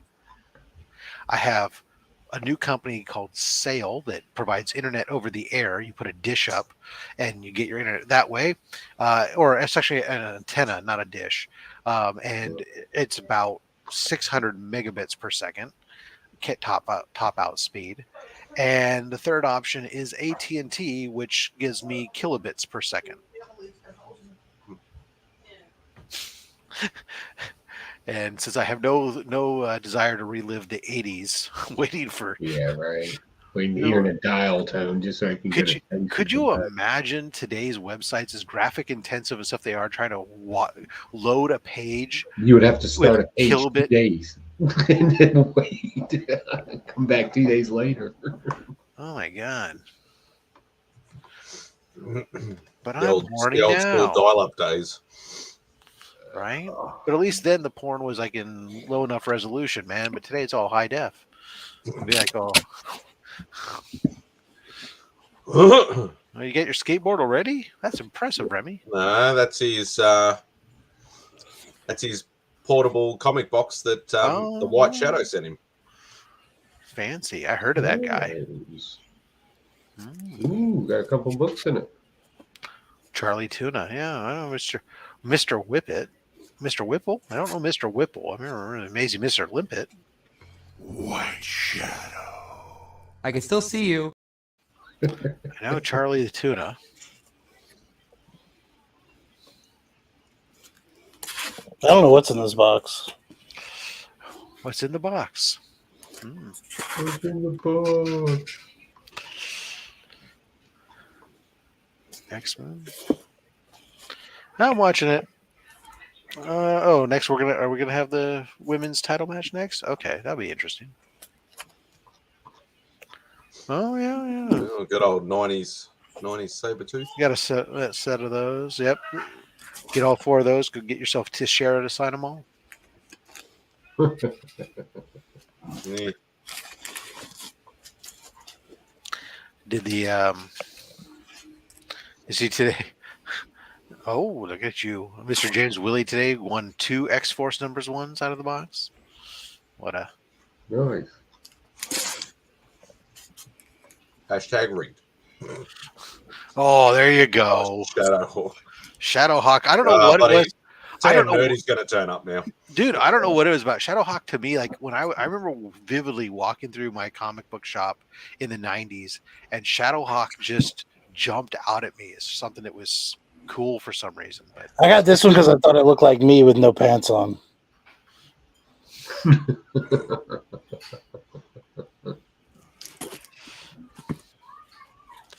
didn't even hear. Did Mailman ever come today? Is it an option for them to not show up? Like where I live, they have to.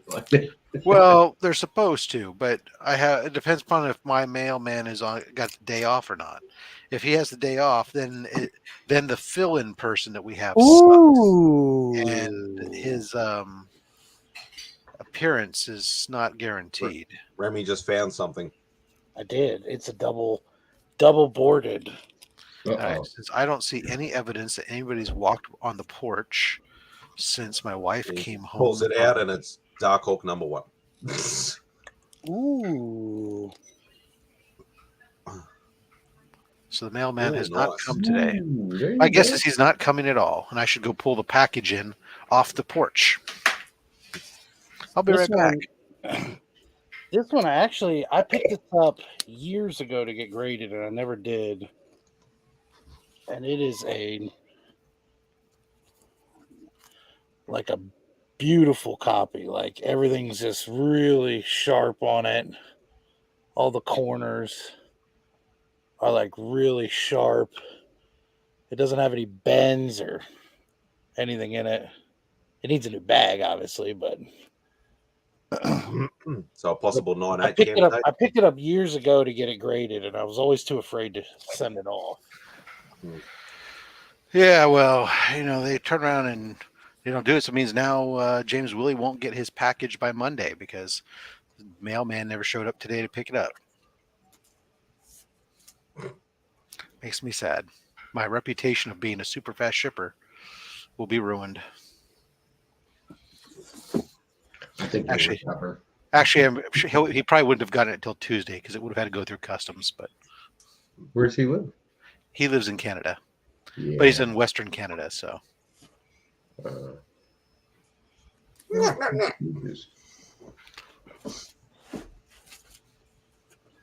It's really funny. It's like it cost me like $5 less to ship at UPS than USPS, to him using the customs paid UPS, but I still went with the postal service because the customs forms are so much easier to fill out with the U.S. mail than it is to have to deal with UPS. Yeah. All right, here we go. Now this is a matchup: the Eradicator, Rhea Ripley versus Charlotte Flair. Nice. X-Men. It's like Age of Apocalypse or Age of Extinction type stuff. Oh, I was going to say, was that? Yeah, no.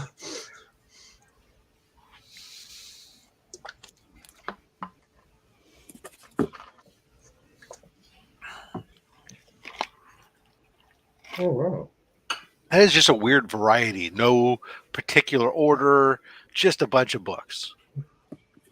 Some books in a box. It's like a treasure trove. You never know what you're going to find. Yeah. Well, how do you find what you want to find? By digging. It's like a Comic-Con all over again. Just throw your books in random boxes. But at least those boxes are most of the time in some sort of order. At least at the beginning. At the beginning of the con. Yeah, I was about to say not by Sunday. It's pretty much just a free for all at that point. Oh yeah. Jughead. Jack and Jill. Did they go up a hill? Let me guess. They both fell They're down. in a tree. And he broke his crown. Okay, it really is some random stuff. Oh. How do you go from 90s X-Men Oh, nice. Jack and Jill to Spirit of Vengeance, really? Yeah. No, we haven't. But I did. You know what? So that's a good thing there. Circumstance to bring up. I thought that was like the stupidest thing. I understand that he's doing what he's claiming it's doing, but it is hilarious that he's trying to say no to FOMO and all this stuff. Hey, everybody, buy this one book. Let's demonstrate how he's trying to say we can show you how FOMO is a bunch of BS by we can artificially put a book up on the top 10 lists of these people. But at the same time, I'm half of me's betting the cynical side of me wants to say this man had planted a bunch of copies of Dark Hawk 1 up on eBay and is getting all these people who bought into the say no to FOMO shit to go up there, go on eBay and go buy your Dark Hawk 1. And, that's why my response to him was, I would, but I say no to FOMO and I ain't buying it. Well, wasn't there already a bunch of people specking on that book to begin with? Oh, periodically people joke. It's like the new Turok, the modern day Turok #1. People will, for various reasons, try to build it up, but looks like a Mike Mayhew cover.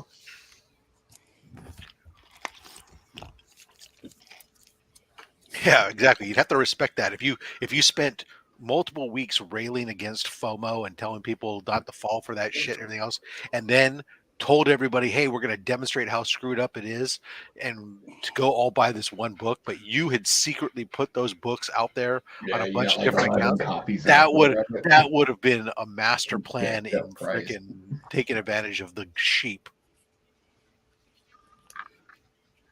Well, I don't understand how it proves his point, though, because they're going to see it hit the the top 10 list, but that's based off of sales by them anyway. So so they're going to artificially put up a bunch of sales that normally wouldn't be there, make it on the list, which will then make it a hot book. So more people will go out and go buy the book because it's on the hot list. Yeah. You know what happens if you do that in like commodities or you get arrested. Stock exchange? It's called wire fraud. It's pumping and dumping.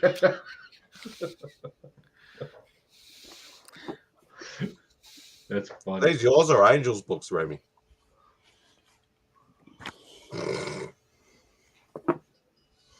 Exactly. Comic collectors are sheep. Exactly.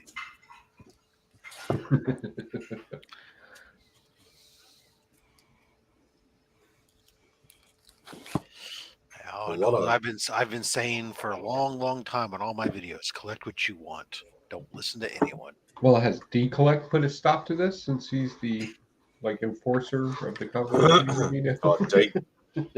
Douche core. D-Core. God.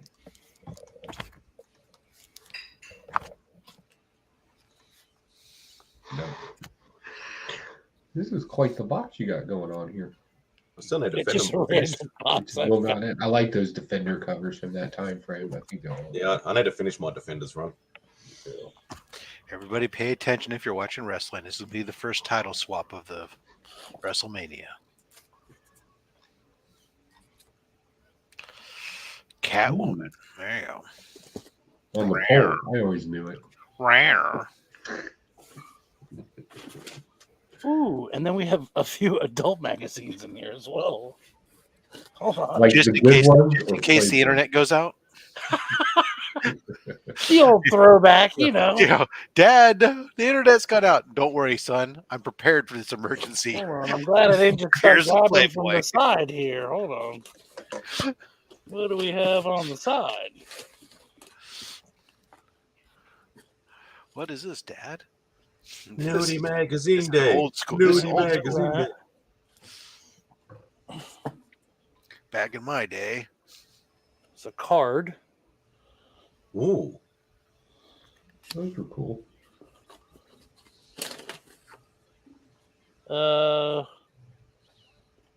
Something Super from the Bowl. Super Bowl. That's the worst adult magazine I've ever seen in my life. Yeah, not my Hold flavor. on, I'm not. Backfield penetration. Well, I don't want to see that mug super big, man. Oh, Oh yeah, no, we can't show this one. oh, he's gonna. This is not in the realm of art at all. Is this right up there with one of the gas station ones, This like is jugs or you'll over get 40? cut, yeah. The advertisements alone say that it is not. There are some cartoons in it. So it's a comic book, is what you're saying. What year is this from? That's what I want to know. Just take a look at a vagina. Well, That will give away the decade in a heartbeat. I don't know why I'm trying to see if there's a copyright thing in this. That's kind of dumb. What do the cars look like in the car ads? There's always a car ad, even in a porn magazine. Come on. Yeah, unfortunately, there's no cover to it. There's pages, right? Oh, they're stuck together. Oh, There's okay. pages. Okay, this has an advertisement. It says offer expires March 19th, 2000. That's not too bad. 23 years old. At least. That's when the ad expired. Oh. Well, yeah, but I mean, they're not going to have that for a decade or so. I mean, this is... That's fair. I don't know. I still try to send in my 5-cent 5x7 picture from the back of 1938 comic books. What are you talking about?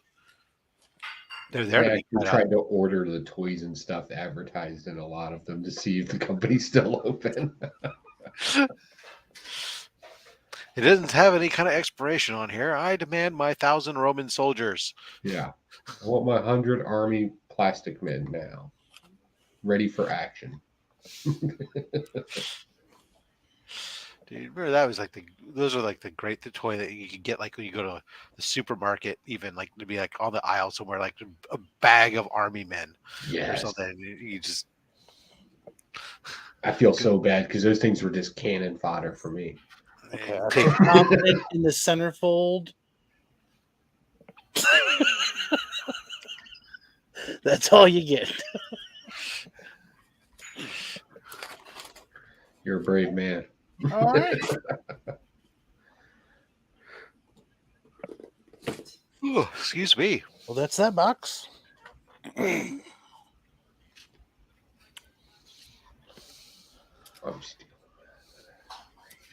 Exactly. No. I'm sending nickels in the mail.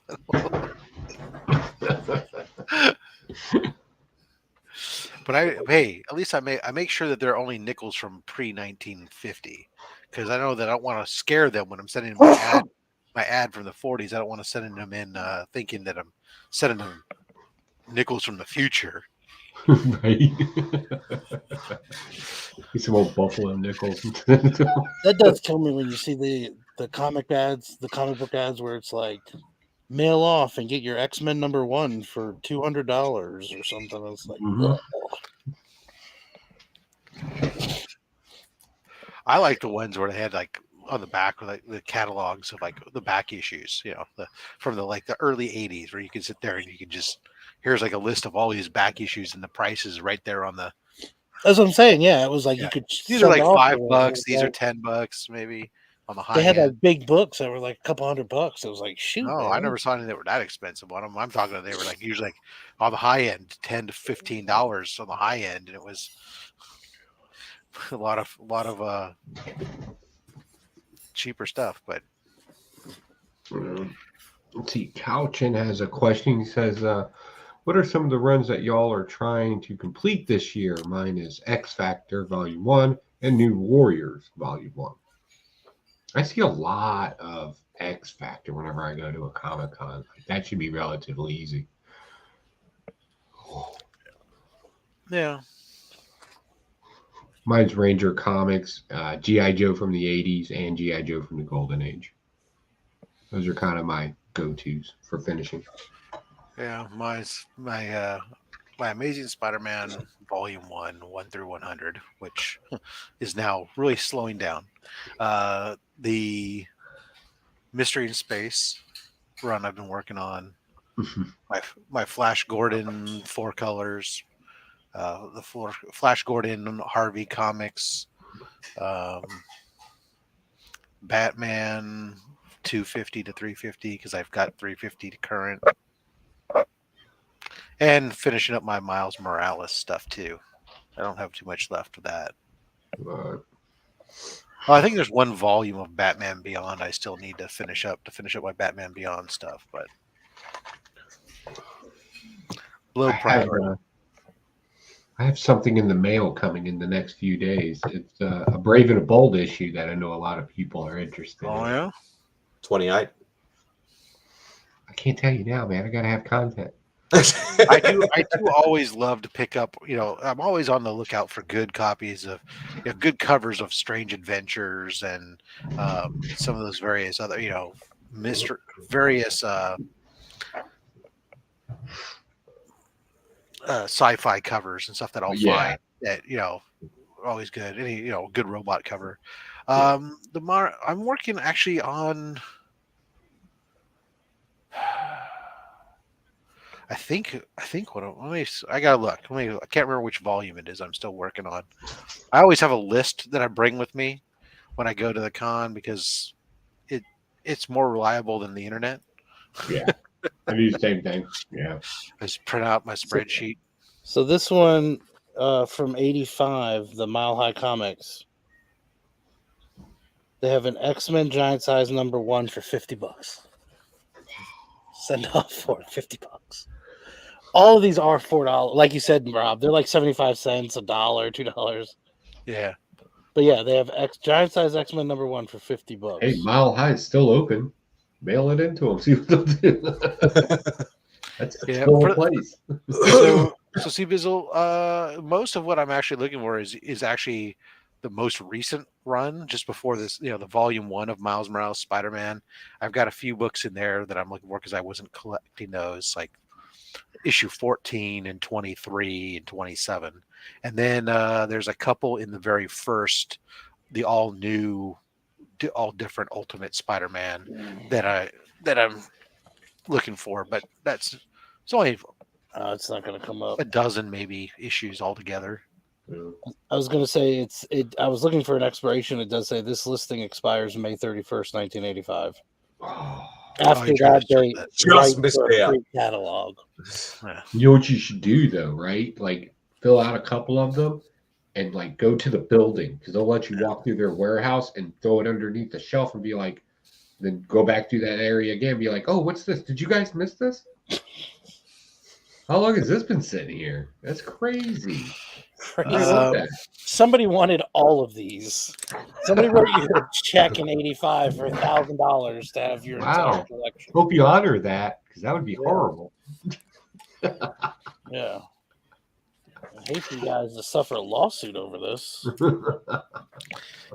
Yeah, I Set 7 books now. 1, 2, 3, 4. 9, 13. Have you got a 6? How rude. Yes. It's on its way. Ah. So the Jack and Jill that you guys were asking about, it's listed February 1958, and it's got a sticker on it where it looks like it was sent through the mail, just like unbagged. Like they just put this thing on there. The sticker and send it. This smells like my mom's house. Ooh, what?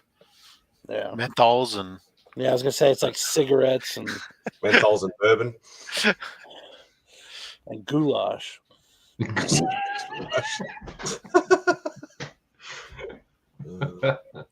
This isn't a comic book. This is terrible.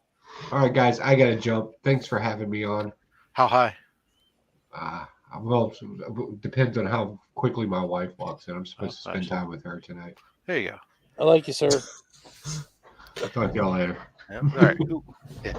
Oh yeah. Those are like a lot of those were like the Miles books. Those were the current run, but the current runs had some pretty cool covers that are out there. I actually unboxed something for a future mail call, which is definitely gonna have to go off to get CGC. It's just a fucking amazing cover for a Miles Morales cover. But, yeah, that was one of my goals for this year, was to try and knock off one of the 4 books, or 5 books, including the annual one that I want to try and get. Which ones do you need? So you need 1. I'm assuming. I need 1, 3, 4, and 6, and then 1, annual 3, 1. 4, and 6. Yeah. Yeah. So it's still, I think 4 and 6 are achievable if I can find it raw, low grade enough and it's complete. Mm-hmm. But yeah, 1 and 3 and annual 1 is probably still sort of achievable. But annual 1 has actually come down quite a bit lately. 1 and 3, I don't see that happening anytime. 3 is a spicy meatball. 1 is definitely. 2 is the same. See, I gotta get 2. Also, that one's gonna. Yeah. So I was lucky with 2, very, very lucky with 2. Yeah, it was quite close to the most I'd ever spent on a book, but it's but I bought mine about 10 years ago. There's a 4 that the guy I got my 6 from has a 4 as well, and it's a 1.8. It's graded. It's a 1.8, and he's asking like 9, which is a bit. It's a little bit high, but it's not terribly out of the world. So even for me, that's still about a $1,400 book, right? So it's like for a 1.8. And I'm not fussed if it's a 1. I'm not fussed if it's a 0.5 as long as it's complete. Right. Well, I'm fine about low grade too. Hi, how are you? Hello, puppy. It's not time to eat.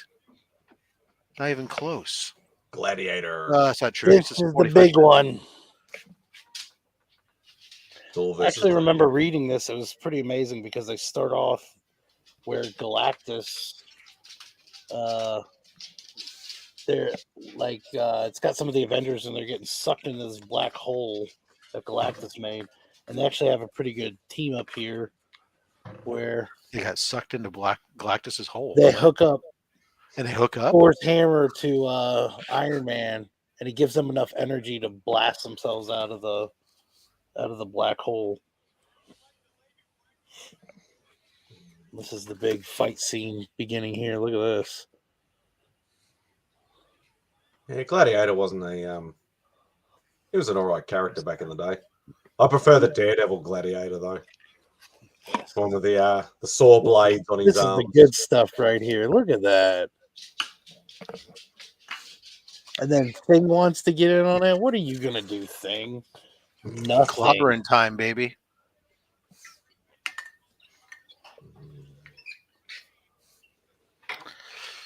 How you doing, Scott?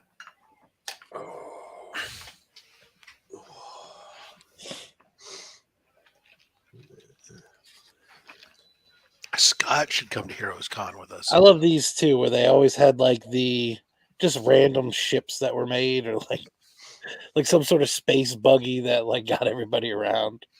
Oh yeah. I'll just whip up something in the lab. We can all ride around on this. Just It's somebody like drew that, you know what I mean? unstable They're like, molecules. all right, how are they going to get around? I don't know. Let's just draw this thing. How does it work? Doesn't matter.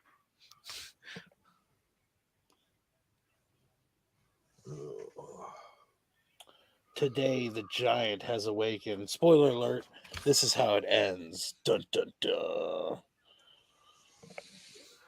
But you guys are going to have to pick up issue 340 to see what happens. I'm going to guess that it all turns out for them in the end. I think Thor's going to die. I think that's the one. There'll be no more after that issue. It never happened. All the rest of it was fake Thor. It was a clone. Life model decoy. Wait, because it was Marvel. It was either a clone or life model decoy. The Jackal branched out to Thor clones.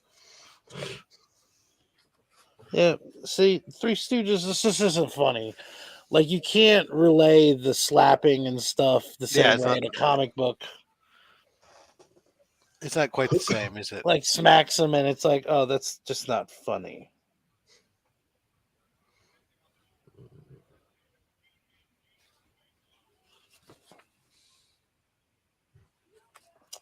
I don't even know if is that Gladiator still even around?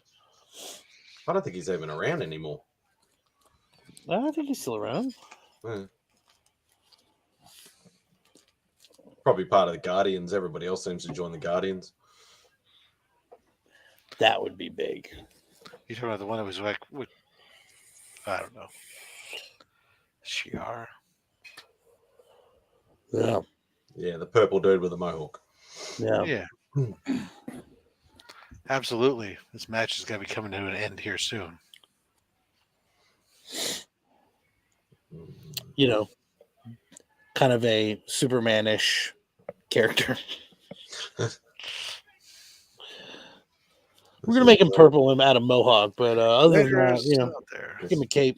He'll have an I-beam, super strong flies. I was gonna say, I thought he was like shows up in X-Men more often than not because he's with the Shi'ar with Charles Xavier's girlfriend or something. I don't know. I never read X-Men, but somehow I know this. Lalandra. Yeah, that sounds right. I don't know. I don't honestly. I didn't read any of this. I was gonna say it's been a long time since I've read anything. This would be all Mary's wheelhouse, but not mine.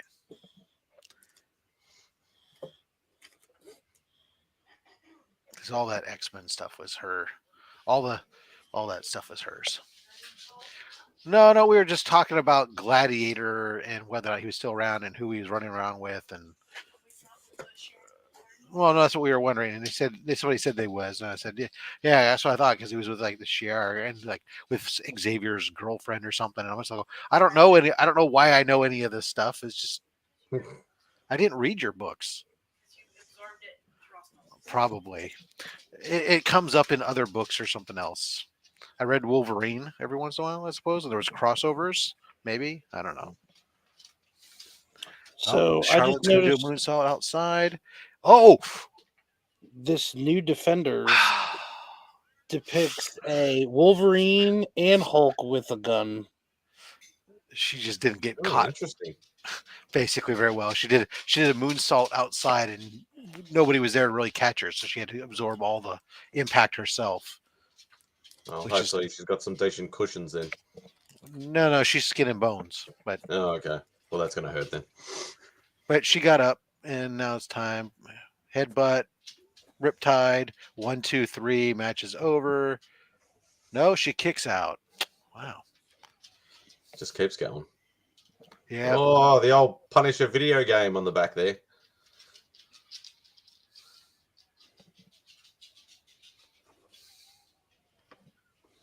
On the back of Remy's book, I saw the ad they did for the Punisher video. I think it was on Super Nintendo. I think Super Nintendo was it? Just regular Nintendo. Just regular Nintendo.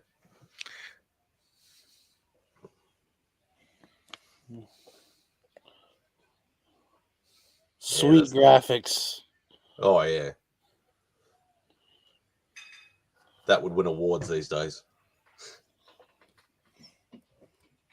Yeah, it kind of looks like what my boys play now. This is a very dark and confusing book. Like, look at these panels. Like, that's hard to read even. Like, I don't know what's going on here. Yeah, there's a lot going on that page. Yeah. It's a lot of, like, really little lines. Just the mutants have terraformed Mars and proclaimed it the capital of our solar system. So in two of the 50 X-Men books, there is a bunch of galactic politics. That sounds rather boring. A lot of people that talk about X-Men now say it's very, very confusing to try and read X-Men books these days. Everything seems to be heavily dependent on all the other books. It's like this gigantic thing, and it's been a lot of weird politics and sovereignty stuff. And well, definitely a lot going on in that page.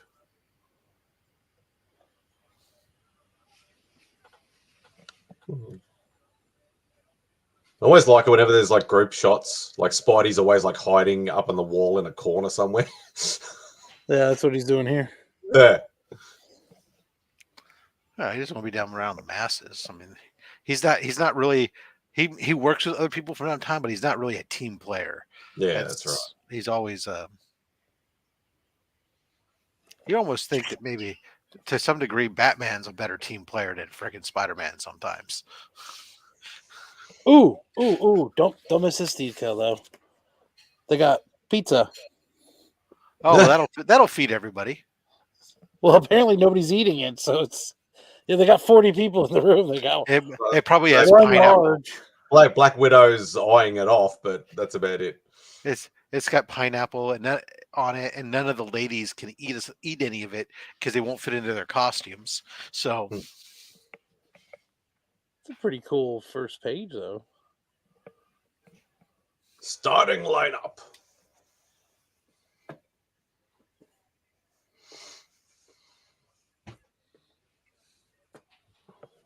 Going through the treasure troves. Yeah, absolutely. Wow, Drag's back. Drag's back. Look Does that who's mean back. actual Back Van again. Helsing will be coming back too? Following Drac around to try and hunt him down?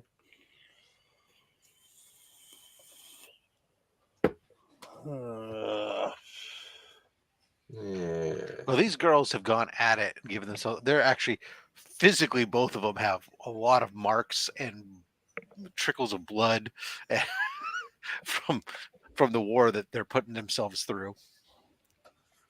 Proper job to them. They should have really been the main event for tonight. There's the fact that the tag team champions or ship's going to be the main event is bupkis.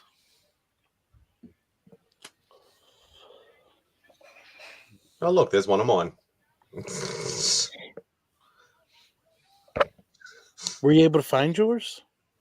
No, I haven't. I haven't done a live again since. I got to look at that thing that Tyler was telling me to have a look at. I've got no clips or anything like that anyway, but I just had a few banners and shit tickers stuff and stuff like that, but that was about it. So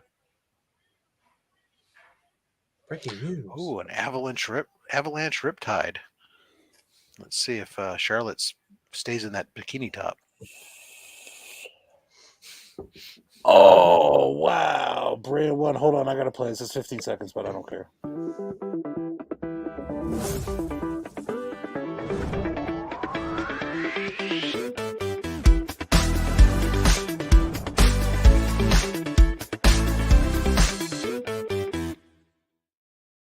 Welcome to the show, sir.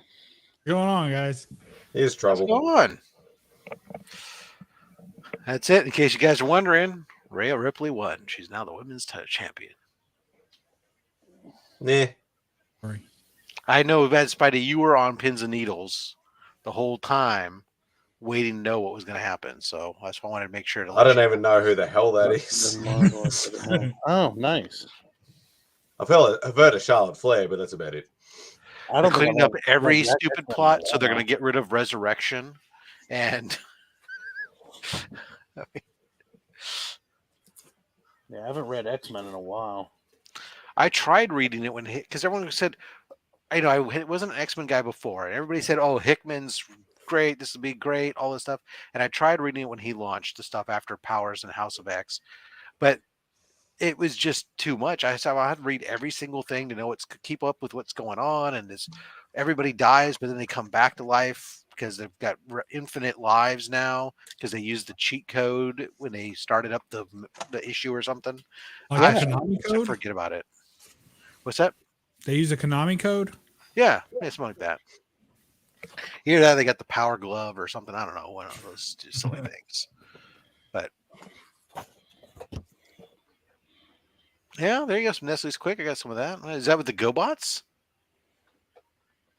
Yeah. Look, you can get prizes there too. GoBots. That's how you knew it was top notch. It came with GoBots, not those shitty Transformers. Those knockoffs. The old Beyonder causing a ruckus. We missed you today. Today I thought of you above nobody else. In the shower? No. Oh. On Only Slabs, we had a comic collector geek, and it was all golden, mostly Golden Age Good Girl art, with a little bit of Silver Age Good Girl art in there. Cool. So I was like, where's Bubs when you need him? He'd be here for this. Check it out. Yeah. I mentioned you in my video today. Oh, phenomenal! Rob. You were in the shower? No, I should have. Should have done a video in the shower. Muscles in 7 days. That's what I need is to get that. Yeah, that and a Monostat 7 at the same time, just in case. A little yeast treatment. Yeah, I got my Flash Gordon #1 in, so I was showing that, and I mentioned that you were going the Harvey Comics one. Yeah, the Harvey run. So that means you've got what, 1, 2, and 4? Just 1 and 3. 1 and 3. Oh, okay. I think. What do you have? I have 1 and 4. Okay, so we're both after 2. Yeah, and I'm after 4. You're after 3. Yeah. 3 is the one with that lady tied up with the drill. That's the one that's usually one of the more expensive ones. But that's the one I just got. Actually, what did I say? That I picked up 3? Did I picked up 1? No, I already had 1. Let me see. Yeah, 1's the blue cover. I think 2 and 4 have white covers, and 3 is the red cover with the drill and the. Yeah. Yeah, nice. Yeah, bondage cover, little. What is it? Is it like a 4? Roughly? Like in grade? Yeah. A 2.5. It's got some water stain up here at the top. Okay. Cool. So I would give it a 2.5. But it's complete. No rust staples. It's fairly clean, if not for that water stain. Yeah. Oh, great, man. Congrats. Yeah, I'm trying to. I see them, and they're either just like not a price I wanted to pay, or I want mid grade for some reason. Yeah, I didn't like the price on this one too much, so I tried to work them down. So yeah, that book is like I keep finding it in mid grade. It's usually lower mid grade. Usually, I see it starting around 250 and stuff, and it's like, oh, really? Yeah, I'm not. It's a Harvey comic, for God's sakes, people. No. Last time I tried to negotiate on one, the guy was started at $400, and I was like, "What are you talking about?" It's crazy, yeah. But it's pretty rough. I saw one guy today. I was in some group, and he was posting stuff. His I always love when people talk about what they decide their thing is going to be, that they decide they're going to collect on. And this guy, he announced what his thing was. And I thought to myself, man, this is a man who either has too much money or doesn't know what he is just committed to, because he decided that he wants to collect all Alex Schomburg robot covers. Wow. Good luck with that. So you want to collect not just robot covers, but then you want to combine that with Schomburg robot covers. And, and he goes, well, of course, I realize I might have a problem with starting Comics 49. So, yeah, okay. Yeah, you might. But all the rest of them, even still, that's 2 price escalators that you just decided you were going to put into your. Maybe he just wants a really small collection. Uh, Like if he just wants a short box full of books, then it's possible. And he doesn't mind picking up a book a year. Right. Yeah.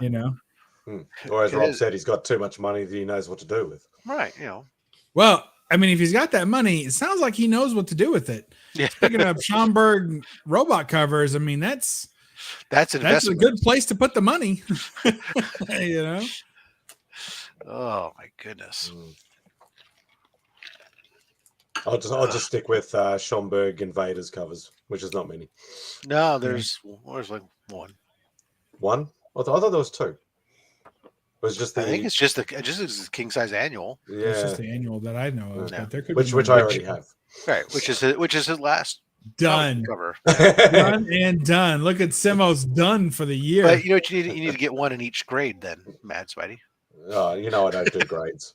Hey, I'll just go back to that. It's all right. You can do that because, with the exception of when you get to the 9/8 and stuff, most of them are still $100 or less, because you pick those books up raw in very fine condition for $25-$30 all day long. I think even over here, I bought one at a show. Actually, I bought it at a show. I think I paid 30 or 40 over here for that. It's criminally undervalued. As being the last Schomburg cover, and it's Captain America punching a Nazi. Well, it's the last Marvel cover, but it's not his last cover. Did he do another cover? Comic book? Yep. His last cover that I'm aware of is 3D Exotic Beauties. Oh, Schomburg. What am I talking about? This is LB Cole. You're right. I was just saying. If you've got something, let me know, because I've not. No one's told me. Right. No one's been able to show me or tell me otherwise. And I'm not. My bad. That's LB Cole's last cover. I got Exotic Beauties in the brain. When I say it's Schomburg's last, I'm not saying it from an absolute position of 100% knowledge. I'm just no one I know, including all the Schomburg heads I've talked to, can tell me it's not. Yeah, that makes sense. Oh, Pat McAfee. Chewy chocolate bonkers. I don't remember bonkers. You remember Bonkers? I don't remember Bonkers. Oh. Yeah, I'll give up on that. I finished Schomburg. I'll go back to that pesky little ASM run I'm trying to finish. Yeah. That doesn't sound a whole lot easier. Well, hell no. It's not any cheaper, that's for sure. Yeah. Yeah, that's the well, that's why I sit there and go, so 1, 2, 3, 4, 9, and 13. So I'm at 6 issues left, but yeah, and I'm at 1, 3, 7 4, if I 6, 7 if I decide one. to get the annual one, but I haven't decided that I care about annual one. Well, I never bothered with annuals, and then I got to that point where I was like, it was starting to get to the expensive end, and I'm like, annuals are still part of the run, because I'm going for the whole entire run. Oh, okay. So whereas I was going for just issues 1 through 100. Yeah, so I have every single part of the annual and every single other book except for the 4 and annual 1. Nice. All 28,000 volumes of it. whatever. What are we up to now? 9 or 10 or something volume? I don't know. Is there something key on annual 1? First Sinister 6. Oh yeah, okay. Just yeah. Yeah, so I've got. I can see the cover now. It's got Sandman in the front, right in the front corner. Yeah. Yeah, so you got. So I'm on number 1, obvious. Number 3, first Doc Ock. Number 4, first Sandman. Number 6, first Lizard, and then annual 1, first Sinister Six. And that's all I need to complete the entire run. You've never had your first Lizard? I'm not going to dignify that with an answer. All right. So you have had your first Lizard. That's fine. It's okay. Have you had your first Eddie Izzard? Yeah. Have you had your first Eddie Izzard? Oh, hell no. Oh, you don't like Eddie Izzard? Is Although, he even around anymore? Well, no, it's not. It's now she. And wasn't it always? I can't remember what she. Well, she just recently announced, and I can't remember what she said her new name is. Well, all right then. It's a brave new world. But the internet will know. I'm sure of it. Yeah, I'm not going to dignify my Google search with that. Like, because then all of a sudden you end up getting like, what's Eddie Izzard wearing today? And Susie Izzard. What's Susie Izzard? What's Susie Izzard's favorite lipstick? And you're like, like they once they think you're interested in something, they just wear it out. So, yeah. See you, Kyle. Take it easy, Kyle. Oh, yeah. Wait, so we got some Adam Strange love there. Yeah. Bubble helmet. Bubble helmet and a jackpot, baby. That's why a nice Star Wars advertisement. Sure. For whatever all this is. Is it written in Arabic? It's so tiny. It's or is it just? It's like in 4 different colors. 10 fabulous full color posters of your favorite Star Wars scenes and characters. Oh, well. Exciting original articles, stories, information. It looks like it's like a book that you can get. $10. Stupid match time. Oh, it's magazines. You get 10 whole magazines full of prize mementos and facts about the Force. All this for only $10. That's 83 cents a month. That's it? That's less than a cup of coffee. Yeah, I'd rather do that than save some child across the world. That sounds like a win, really. That's a deal. At Yeah. least I get some read cool about Chewbacca's posters. adventure. I can put those up on my wall. The chicks will dig it. They'll know I'm cool. Oh yeah. That's Very how cool.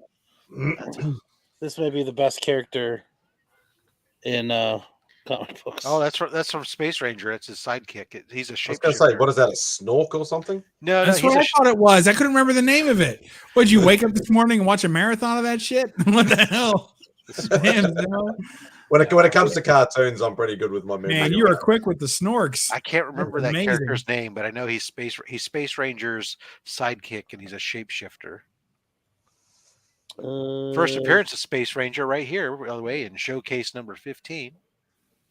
Of the Space Ranger. Space Ranger is a fabulous character who wears a bubble helmet but doesn't cover his whole face. Do you pronounce it Krill? Oh, Krill, yeah, that's right. Crylll? Isn't Krill like a don't forget me, Space Ranger. like a baby shrimp? This is my friend Krill. It's a baby shrimp. I remember when I had tropical fish. I used to be able to go to the aquarium place, the supply place. That was KRILL. For a special treat, yeah, you used to be able to buy like a bag of krill or something like that and just put it in and the fish would love it. Yeah, and when I used to have an eel, I used to buy the bloodworms and stuff. Yeah, bloodworms are gross. Yeah, they're like in a ball. Well, I used to buy the frozen ones. And they were like in an ice cube tray. Essentially, you just pop one out and drop it in the water. And that's cheating. The live bloodworms or something. You had to warm them in your hands first until they would come alive in your hands and then drop them in. No. Just toss them in. Eel didn't care. He ate them. What's going on here? Man, that happens all the time in my neighborhood.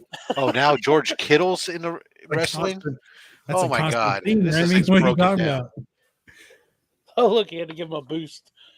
There you go, right there. Oh, man. What's he looking at?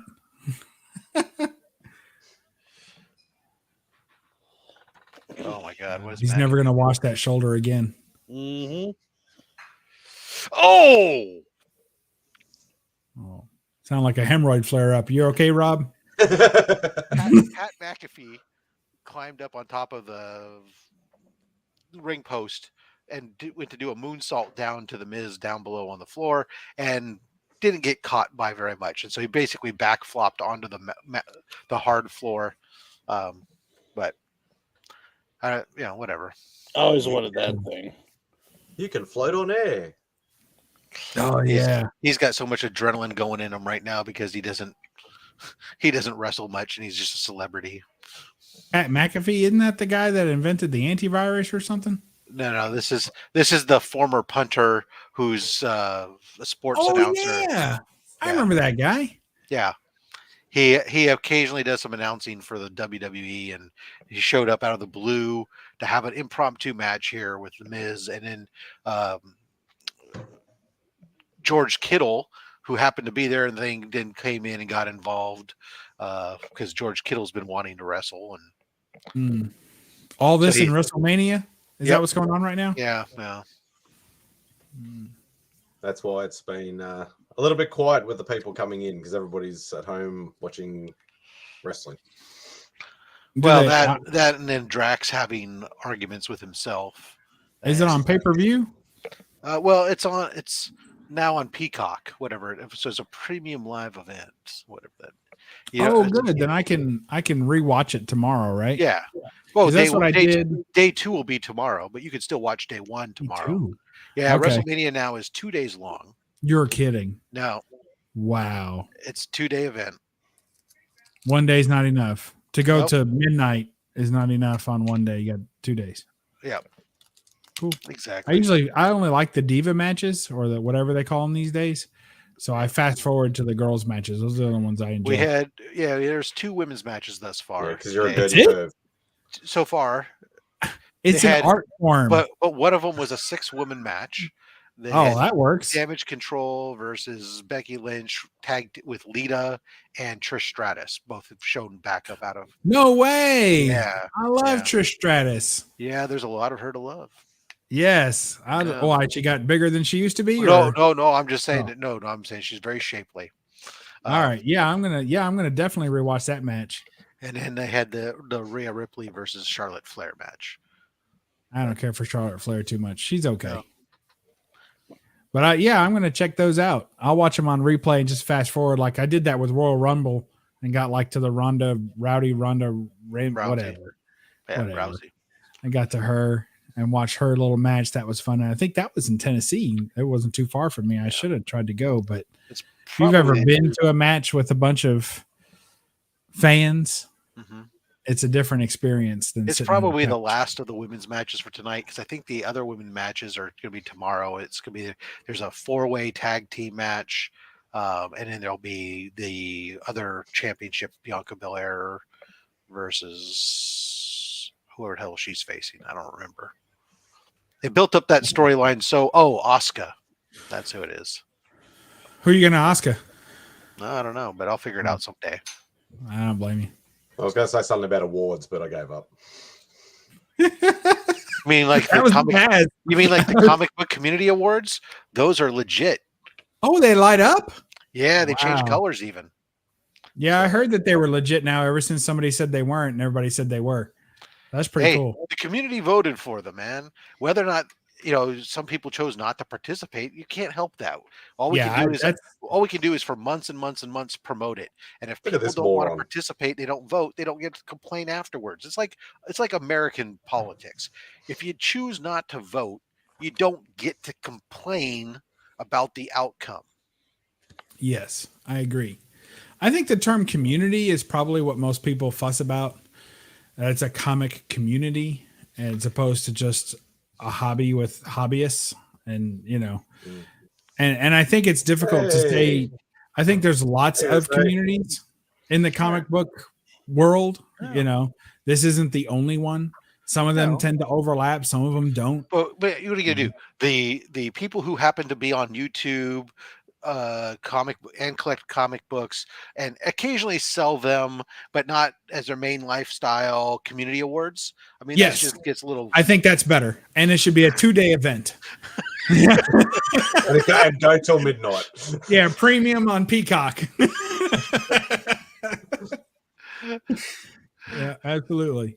Well, yeah, I mean, because somebody was like, "Oh, there's been comic book community awards, there have been other," and I remember when that was a thing. There's always been someone that kind of jumped up and did that, and it always gets to this point where people get mad and fussy about it, and ultimately, you're just kind of reinforcing the same things over and over. I mean, we already know the most popular channels. You can look at their subscriber list. You can look at how many views they get on their videos. Well, we already know the most popular channels.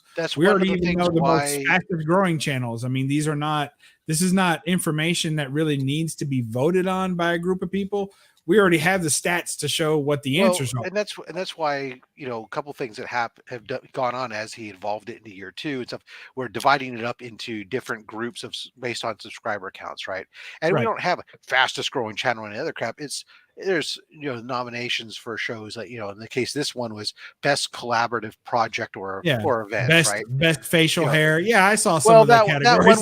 That one was a little silly, right? But which is why I said, hey, I don't mind not winning that one. I want to win one of the ones that was like legit for like this, right?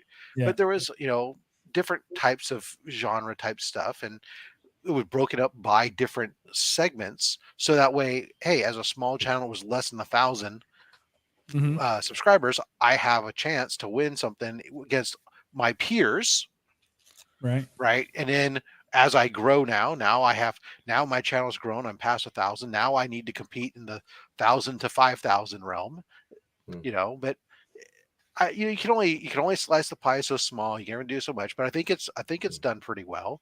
And what I didn't realize, like I knew, because I did my little tiny rant on one of the live streams or whatever, that I basically said, look at every single award in every single category. The person with the most subs in every single award won. No, even the new channel award, which I was in. All of us all the 4 nominations out of the 5 were all 300 to 400 subs, and there was one that was 900, and they won. Now, the funny thing is, speaking of that one, I didn't actually know this.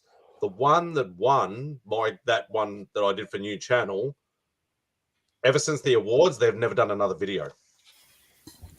And it's like, that seems a bit ripped off if they're not going to be doing any content, and then they still won. That's not fair, is it? No. Yeah, I think, but that's what I'm saying. I'm basically, you already know generally, except for the GAF awards, you should be a pretty good 3 out of 4 that you guess who's going to win should win. And it's pretty much just going to be based on sub count and watching, because that makes them more popular. So as people vote, then it should naturally follow the trend. So eventually Brian will get tired of people being mean to him about it, because to me it's just content. He's putting out this content, people are watching it, he's gained a ton of subs and watch hours over it, and so people are enjoying it. So let them enjoy it. Just let them enjoy it. If you don't like it, don't watch it. You don't want to vote, don't vote. It doesn't really affect you, and just leave it alone. And he's trying to listen to people who have suggestions on ways to try to make it better and everything else. Yeah, exactly. But overall, ultimately, it's a good, fun, positive thing. Like he's just trying to do something that's positive, and that's the main thing. Yeah, imagine if somebody came after me for my comic haul. They're like, I don't like that comic haul. How dare you pick up that book? And now I don't like what you said about this. Who cares? Move on. Just move on. But where people get offended, I think, is the term community. Like, that's where people get upset, because they're like, I'm part of a comic community. It's just not part of your comic community. I have a community of, hundreds of people. You can type comic and then click live and just see who's live. And you'll see hundreds of different channels that you know nothing about, have never interacted with, and they may have 15 to 25 people watching them, and you know none of them either. I mean, there's lots of little comic communities all over the place. Look, and I understand that, because this is where I came up with, last year when we were trying to drive the comics curing cancer thing. I only have this much of a radius, right? But we have what's called overlapping spheres of influence, right? Sure. I have a group, I have my audience. From my audience, there's so many that listen to watch this person, so many watch this person, whatever. Through overlapping influence and enough time, you can help to spread that out, right? And that's what we're trying to do, and that's why they try to get this. Because Brian, when he started off doing this, obviously was this very small channel, but he starts trying to get this message out that hey, the nomination period, like right now, all you're starting to see the stuff coming out on Instagram saying, getting the announcements out that hey, the nomination period is coming up next month. Ooh. Then the nomination period for nominating channels for these awards goes on for a couple of months because he wants all the channels to try to socialize it. So that way, through the spheres of overlapping influence, you can get it. But then you get some channels go, I'm not part of that community, so I'm not even going to talk about it. Well, if you're not going to talk about it, then you're not spreading information to your community. So whose fault is it that your community is not involved if you're not helping to spread the information about it? Well, I think that is, I understand what you're saying, but at the same time, it goes against the concept of it for me. Because to me, it's either a nice, calm, normal piece of entertainment, and then I don't care. Like you have your content, you're doing your thing. I enjoy Brian's videos. I think he's pretty funny. He's a good entertainer. So to me, it's just good entertainment that he's doing this award show, and the consequences of it all don't really matter to me. But if you take it to the next level and say, yeah, but we're building something, we're creating something great, we're really doing something important to some degree, then all of a sudden you're telling me I should care. And then I don't care. Like then I'm like, well, no, calm it down. You're just putting out some entertainment. You don't have to act like everything you're doing is building this huge comic community on pillars, because there's other people who are part of other communities that think that what they do is pretty important and pretty fun too. And they're not being recognized or even acknowledged because to you, they don't even exist. So when they're like, that's what I'm saying. I don't think we're trying to build. I don't think we're trying to. The thing is trying to build it. This one is just to try to get as many people to be recognized and be involved. Is all we want to recognize. I mean, that's building it, isn't it? I mean, that's how would you get people to recognize and be involved unless they cared about what was going on and had some stock in it?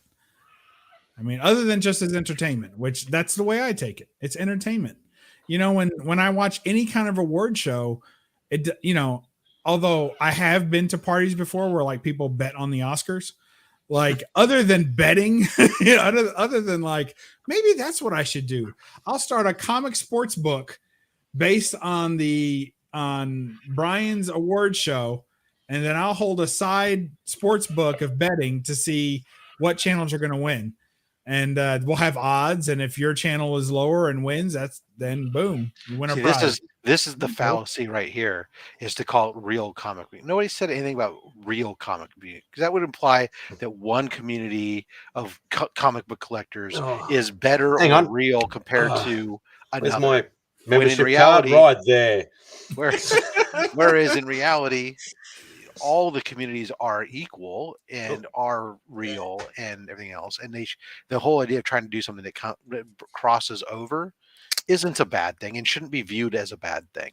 Now, whether or not you care about it or not, such as Bub, as you see it as anything other than doing, that's fine too.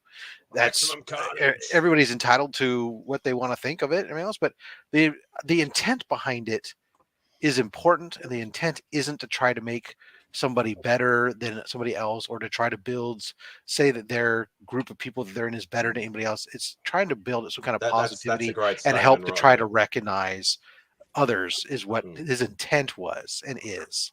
Well, I think too, usually the people who complain about the real comic community are the people, like I've never heard Brian or anybody in that group say that they're the real comic community. Right. But I've heard other people say, you're not the comic community. I'm part of the real comic community. It's like, wait a minute. So are you now, you're doing exactly what you're claiming they're doing, but they're not doing it. You're doing it for sure. So people get their butt hurt over anything. Yeah. Well, just like I always love the people who are, I guess, influencer. Well, guess what? If you're on YouTube and you put out content on YouTube, you're an influencer.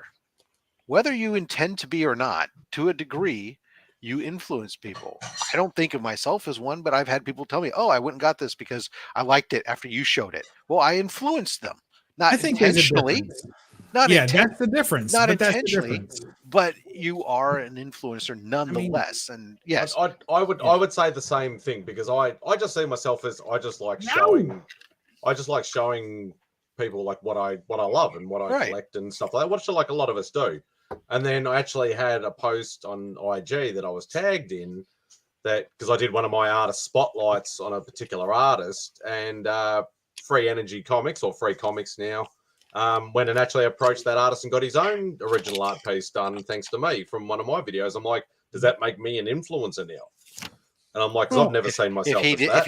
If he never came up with the idea on his own until he saw your thing, you influenced him. Well, I mean, now, look, whether that's different though. Obviously, people, when they say the dirty influencers, they mean it to mean people who are selling the only negative influencer that should be out there in reality, in my mind, and this is just my personal opinion, not the views of Remy Q Studios, is somebody who's going about to manipulate something for their own personal profit, right? So if I'm going out there and I'm specifically saying, hey, look, I'm putting up this, I'm going to go list a bunch of shit on eBay this week or whatever, and now I'm going to do all my contents focused around why this is the hot book that people should be getting this or get this series, and this is all the stuff, and my whole purpose is to try to help drive my own sales so I can profit from it. That's disingenuous unless I disclose that up front, right? But if I'm just giving out some information, hey, this is what I collected, right? And you go, oh, you know what? I never thought about that, but I do like that. Bubble helmets are cool. I want to pick up a couple bubble helmets. Okay, well, I influenced you to do it, but I didn't profit off of it. You didn't buy them from me. I got nothing out of it, right? Other than that, you maybe like me that much more. I think it's pretty obvious the difference between those people when you see them, when you see those two videos like back to back. If I see someone sharing their opinion and sharing their passion over something and it's legitimate or, real, authentic, you can tell that they enjoy that. And then the next video will be, oh my gosh, look at the hottest fire cover. And pretty much anytime somebody talks about how they just got an exclusive cover with their name on the back of it, and I'm like, you got an exclusive cover with your name on the back of it. The cover looks like crap. Like the book is a book that nobody would buy and nobody gives a crap about. Like It's just an indie book that nobody wants with an ugly cover. But because your logo is on the back, you're like, everyone needs to run out and grab these. These are awesome. Is it really awesome? Like if this book came across your desk and it didn't have your name on the back of it because you're an influencer, right? Would you have gave two craps about this book and told everyone that you loved it? You wouldn't. And once you have sponsorships and people expect you to tell people who trust your opinion on things a new slant of your opinion because it profits you and it profits your backers, then now you're an influencer, dirty or otherwise. It changes from you sharing your opinion and sharing your passion and to trying to coerce people into helping to make you money or make someone else money. And that's right. You can restate again. I make no money. All my revenue generated from Rob's Fast Exit Comics goes to comics curing cancer. I'm open book, happy to share my logs of income and donations to anyone who challenges me. Have you had very many people request to share your log? No. Okay. I've only been doing it for 2 months, but I was just wondering. I'm just saying, I'm an open book on mine. I don't care. Look, my main thing is if any, this is what I always say. If anyone's ever watched a video of a YouTuber and they tell you how to bag and board a comic, they're gonna sell you something in the next video. Like if they tell you how to do this, and you put a piece of tape on there. Like if that's the content that they're going for, then they're on the path to someday at least trying to sell you something, because they're trying to capture the audience of people who are brand new into the hobby and don't have anyone to guide them through all the different books and all the different prices and what they should buy and what they shouldn't buy, and they're trying to kind of get the younglings, if you will. I've done some how-to videos, including like how to ship stuff, package stuff for shipping and stuff, mostly because I'm tired of freaking garbage stuff, or or I think I have a particular twist on how it's done, which I think is a little bit better than packaging and shipping is pretty high level. That's not how to put a comic in a bag and board. That's someone who's already selling books. We're talking about people who are brand new. Like, what is a comic book? Let's discuss. Yeah, not that level. I've done some stuff on different types of bags and boards and the information about them. But everything I've always done on all my whenever I do informational, I try very hard. Like even my comparisons when I talk about my early videos where I was doing comparisons between PGX, CGC, CBCS, EGS stuff. Everything I always try to do, I always try to stick it to as much as possible. Back to my journalism minor, be very factual. I didn't want to push one over another. It was just want to talk about, hey, let's compare these. Here's some very factual things. You go make up your mind about what you want to try or not try or whatever else from it. But here's the information. All I did was pull stuff from their website and put it all together for you. One beautiful presentation. But taking notes on is get the money. Hashtag get the money. Yeah. Do a video on how to put a comic in a bag and board. What is a comic board? How do you keep your comics from flopping around? Did you know there were boards? Do you put a shiny up or matte up? Yeah, exactly. Up that do you turn it around where the front faces this is what we're going to discuss today on this episode of Let Me Be Your Guru. Yeah. That's how it goes. Sometimes I've had people ask me some of those questions sometimes too. It does happen. It does happen. But to me, the core of the comic watchers, like subscribers out there, yeah, sure, there's not really that many of them. There's like 3,000 to me, and I know that seems like a really small number, but to me, there's about 3,000 people or active YouTube subscribers out there, and it's interchangeable. It's not the same exact people all the time, obviously, but it's about 3,000. Once the channel grows beyond 3,000, a bulk of their viewership and a bulk of their subscribers are no longer comic buyers, comic collectors, and comic, hobbyists. There are people who are just enjoying the show, enjoying the entertainment, like a personality. They're interested in the hobby. They're thinking of getting into it.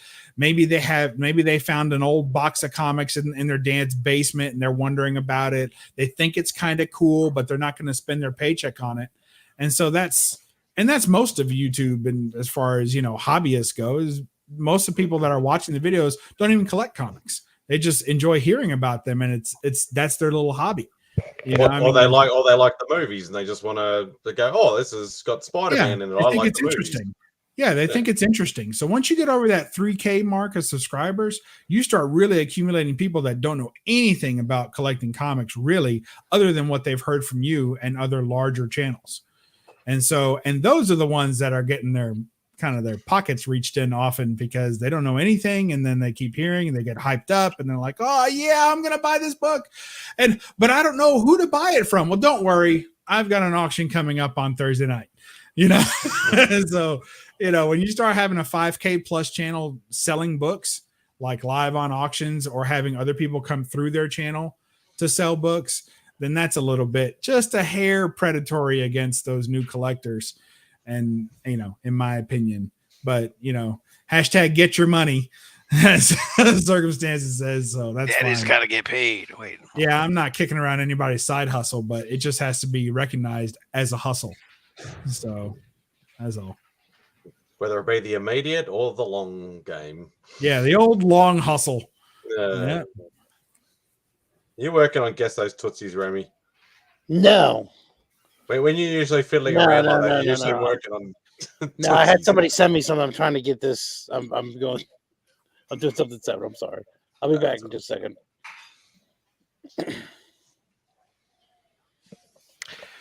Oh, what a bunch of jokes. I don't need that.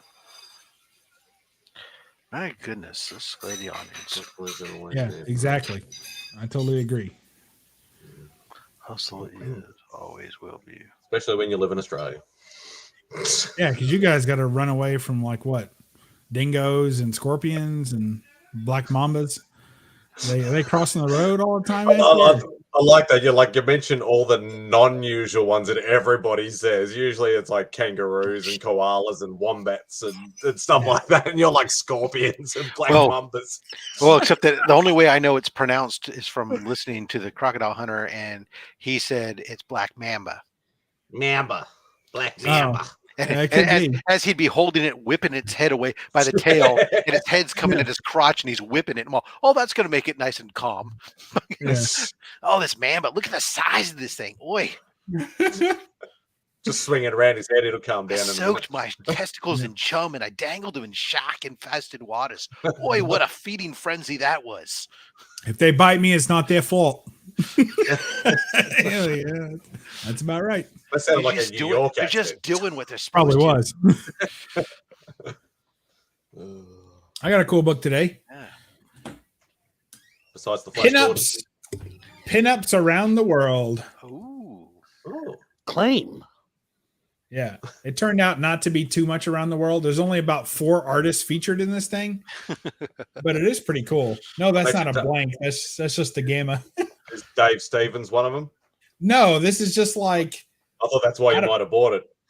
Well, I kind of was hoping it would have some more like classic pinups, but this just like 4 artists got together and drew a bunch of pinups and then, did a book. Okay. But hey, I'm not hating on it. I'll go get myself a Bruce Timm book instead. I mean, for $10, you're not going to find a Bruce Timm book. That's true. You won't even find a Bruce Timm comic with a cover by Bruce Timm for $10. So, like that. Ooh, I mean, like these are. Yeah, I would say that's solid, but I think it's more soft. But yeah, good stuff. So anyway, and the book's filled with a such. Yeah, nice. Yeah, please pick that up. $10 at your local Ollie's. Mm-hmm. Remy's online looking right now. I did hear back CGC on that Amazing Fantasy 15 facsimile. They got the no grade cover list with the cover right on it. Apparently, because it has no barcode, they no longer will grade. No. So I got a fax. I got the 2019. I don't have it right here. I can't show. But then it didn't happen. Nope. No proof. No story. Oh no! Go watch our Thursday's video. All right. Now I got to subscribe to your channel. This is bullshit. No, I just said go watch it. You don't have to subscribe. Influencer. Right. Yeah, influencer. Yeah. Besides which, I think you already are, influencer. But it is a facsimile. But it's obviously the cover's there, everything, and they label it no grade, and it says coverless on the label. And I'm like, what the fuck is this? Is this the one with the thumbnail with you going? Yeah. Like, I haven't. It's on my playlist. I haven't watched it yet. No. Anyway, so it's this coverless fucking covered book. Well, apparently, because the book had no UPC, CGC said that they grade them as coverless because they don't have a UPC code. And I said, really? That doesn't make any sense because there's like a whole shitload of these out there that are graded with no barcode on the cover. And I said, well, we don't grade them. Okay, so obviously Thanks, Clayton Crane. I'm seeing. Yeah, I don't know what the hell. Just funny because this is just facsimile though. I reached out to Tony over at EGS and asked. I said, "Hey, I got this book. It didn't get. They graded it no grade because claimed it was coverless just because it didn't have a barcode.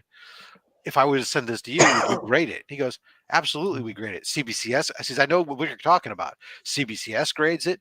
I grade it. PGX grade it. CGC is the only one who now won't grade it for some reason." So how much did you have to give Tony at EGS to get a 9.8?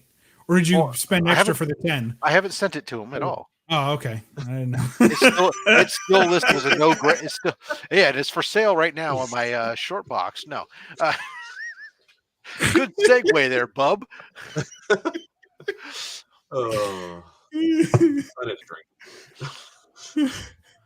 So I may send it over to him just to get I might even, since it's just a facsimile, I may get a little custom label done and everything on it just for the hell of it. Sounds good. But it was very, very frustrating. And then CGC doesn't even, they don't tell you, they don't give, just like, oh. That's the part that I think is BS. I mean, they're doing all this pre-screening and everything else. I think if something gets a no grade, it should be an automatic kick out and a question to you. Do you want this even encapsulated? Right. We'll charge you $8 like we would for a pre-screening. We'll add it to your bill and then move on. If you don't want it encapsulated. I'm almost surprised. I was half surprised I didn't get a green label and a grade saying cover list, and here's a grade with a green label, or something. I was like, hey, have you gotten any magazines back in the new holders? I haven't seen one yet. I haven't sent one in since they got their new holder. To be honest, I've been holding on to my one magazine size book I want to send in. I've been holding on it, waiting for CBCS's because I've been wanting to test and evaluate their slab because it was supposedly going to be so great. But here we are, almost a year after they announced it, and we haven't. Nothing. They, despite it being on the list on their website, they apparently don't have them. Yeah, I think PGX should jump on the magazine train because most of these magazines don't get high grades anyway. They're all like low grade, and they're not really any more collectible in a slab than not. It's just kind of a presentation thing. It's more about these oddball comics is really the some of the well, lately I know some of the people have been sending in like some of like the Star Wars Insider books because they've started to see some of those come out with variant covers and special covers and whatnot. But yeah, no, I'm with you. The only magazine slabs I have right now are some Australian import Buck Rogers books from the 1950s that don't fit in a standard slab. Yeah, it's because those Australians have trouble reading, so they're trying to get big letters so they can sound it out easier. Well, it's better than them cramming it in there. I mean, I got a CBCS slab I just took down off the wall. It's got a book from 1939, and it's really wavy in there because it's kind of crammed in. Yeah, they crush it in the side because they don't have. Just push it. I was like, oh my god. Yeah. Maybe I got to crack that thing out because it might be doing more harm than good sitting in that case. Could be. Stay that way. I was that way. I had a Tick number 1, the special edition, the first appearance of the Tick, the real first edition, or the real first whatever, the numbered one, and they had it in a golden age size slab. It's a pretty big book. CGC did. And it had no inner well, just 2 pieces of like Mylar sandwiched on the book and then inside the case. And it was just like you could move, it would just shift around in there when you picked it up. It would just move around. It was terrible. And it had a big like black thumbprint, and it's an all white cover, had a big black thumbprint on it. I'm like, really? So I cracked it and cleaned it, and I haven't sent it back in because I don't know what they're going to send it in. Gonna look like crap because it's too big. It's not big enough for a magazine, but it's bigger than a golden age book. It's like just a hair wider, like those Last Ronin books. Yes, similar to that. Those all went in magazine holders. Yeah, well, they're taller. They were taller, and this is a little shorter, but it's about the same width. Oh. What a mess. Yeah. What are you doing, Remy? Sorry, somebody reached out to me. I was trying to find an answer for them. It's but how many eggs do a chicken lay? Kind of, yeah. Excellent. They ask you how to put a comic in a bag with a board. Not yet, no. How many licks does it take to get to the center of a Tootsie Roll Tootsie Pop? Yeah. How do you know what the comic is when there's a board on the front and the back? You don't, but you know it's a good one. Like, it's going to be a hot one. I only know it's a good book if it's got foil on it. That's what the 90s taught me. Absolutely. Foil and holograms, baby. That's money. Money. That's the way I like it. Mm-hmm. Oh, Remy. Mm-hmm.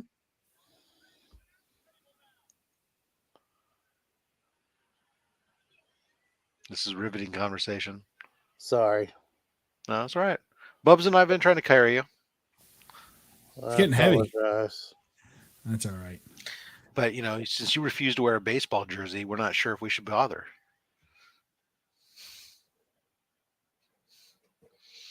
Branding at its best. Yeah. Where'd you get yours made? Oh, I'd have to look it up. I don't remember the name. It's believe it or not, it was just something I saw scrolling through IG, and it referred to as fully. I was like, let me look at it. I looked at it. I expected garbage, and it wasn't. And I was like, "Damn, this is pretty." I ordered another one for me, and ordered one for Chris, and then Scott from Orders Hyde was curious about it. I thought, "Oh, it was good." He got himself a hockey jersey done up. Cool. But it's like some name that's like not I wouldn't normally know how to say and pronounce. It's like a series of letters. Just cool. But it was only like $55 or something like that. That's not bad. Yeah. So I was happy with it. It looks good. But yeah, it's nice. Someone gives me something to wear to cons when I go to cons. It's like name on the back, the IG handle, and cool. People will look at it. Oh, only slabs. That's kind of cool, and they don't know what it is, and then they'll see like myself on the side, and they go, "Oh, is that you? Yeah, my YouTube channel. Oh, okay." And then you lure them into your van with comics. Yeah, exactly. Hey, I got a van outside full of comics. You want to take a look? Why don't you send your kid? I'll be right back. There's candy in the back. Candy and comics. Candy and comics. That's right. Hey, and you know what else? I'll entice you. How about if I throw in an Only Slabs lanyard for your badge? Would you like that? If your neck's fat enough, that could be a choker. Well done. Well, just make sure you use your safe word. Rob's secret is the swag. That's what that is. Must be. I don't know what you're talking about. I don't do any marketing whatsoever. I'm almost empty. Here, let me refill. Marketing yourself is really kind of milk jug. Sorry, I don't have any of my own merch, so I just support everybody else. That's right. Stick around. Nice. I get some mugs done up. I need more jersey on underneath. Merchandising. If I was to go underneath, then it's like there's an old Slab Hub shirt. So it's Chris and myself there on the back. It's got the Slab Hub logo on the back. Yeah. You're gonna owe 39 cents. I have a tattoo over my heart. Oh no, that's over here. I haven't gone and got myself tattooed on myself. No, I think it's kind of weird. I need a battery. Give me a second. That Tyler face. Well, having a Tyler face is just the way to go. Sometimes, you have to do that. And there's Lee. Looks like the missing link there. Oh, there's the news broadcaster. That's better. All right, I'm going to leave it at that. Yeah, that one's better. Gary. Poor Gary. Gary looks like a damn patient. Looks like he's working on something. There you go. I love that one. That one's a classic. Spokane Joe. He was on a minute ago, wasn't he? Yeah. Yeah, he was on a bit earlier. There's Austin. Haven't seen Austin in a while. Yeah. I don't know that I know Austin. Austin LeMay, artist extraordinaire. Oh, that's the other one. You put the QR code up there. It's the QR code goes back to your channel. You put that as that way somebody gets curious. Well, Infinite loop. Well, no, because I'm on somebody else's channel here, so I can put it up and walk away. That makes sense. I don't think it's ever worked. Know. But I don't You're think it's ever living worked. 2030. I got you. Yeah. Oh God, we got a new one now. What's this one? What? Oh, he just keeps changing his name, coming back. Yeah.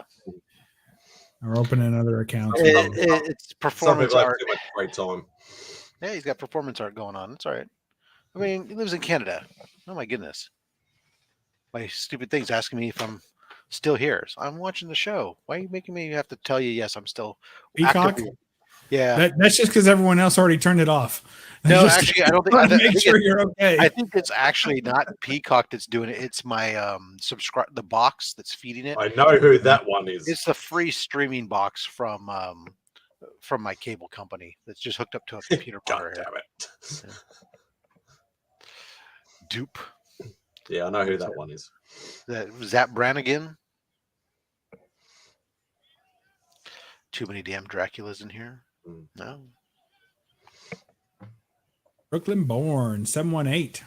So we got 15 people watching them and watching us, and probably 14 of them are all Dracula impersonators or hunters or something of their something like that. Did I hear he was a bad Drac? Needed a time. Oh, I didn't even notice all the Dracs in here. Mm. Where's Drac at? I sent him an invite. No, he's in the chat. Too busy in the chat. The actual Dracula.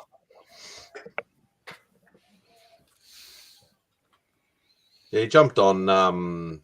He was on Journey's thing yesterday for a little while, or today for you guys, whatever it was. But won't jump. Yeah, get it straight. Yeah, I know.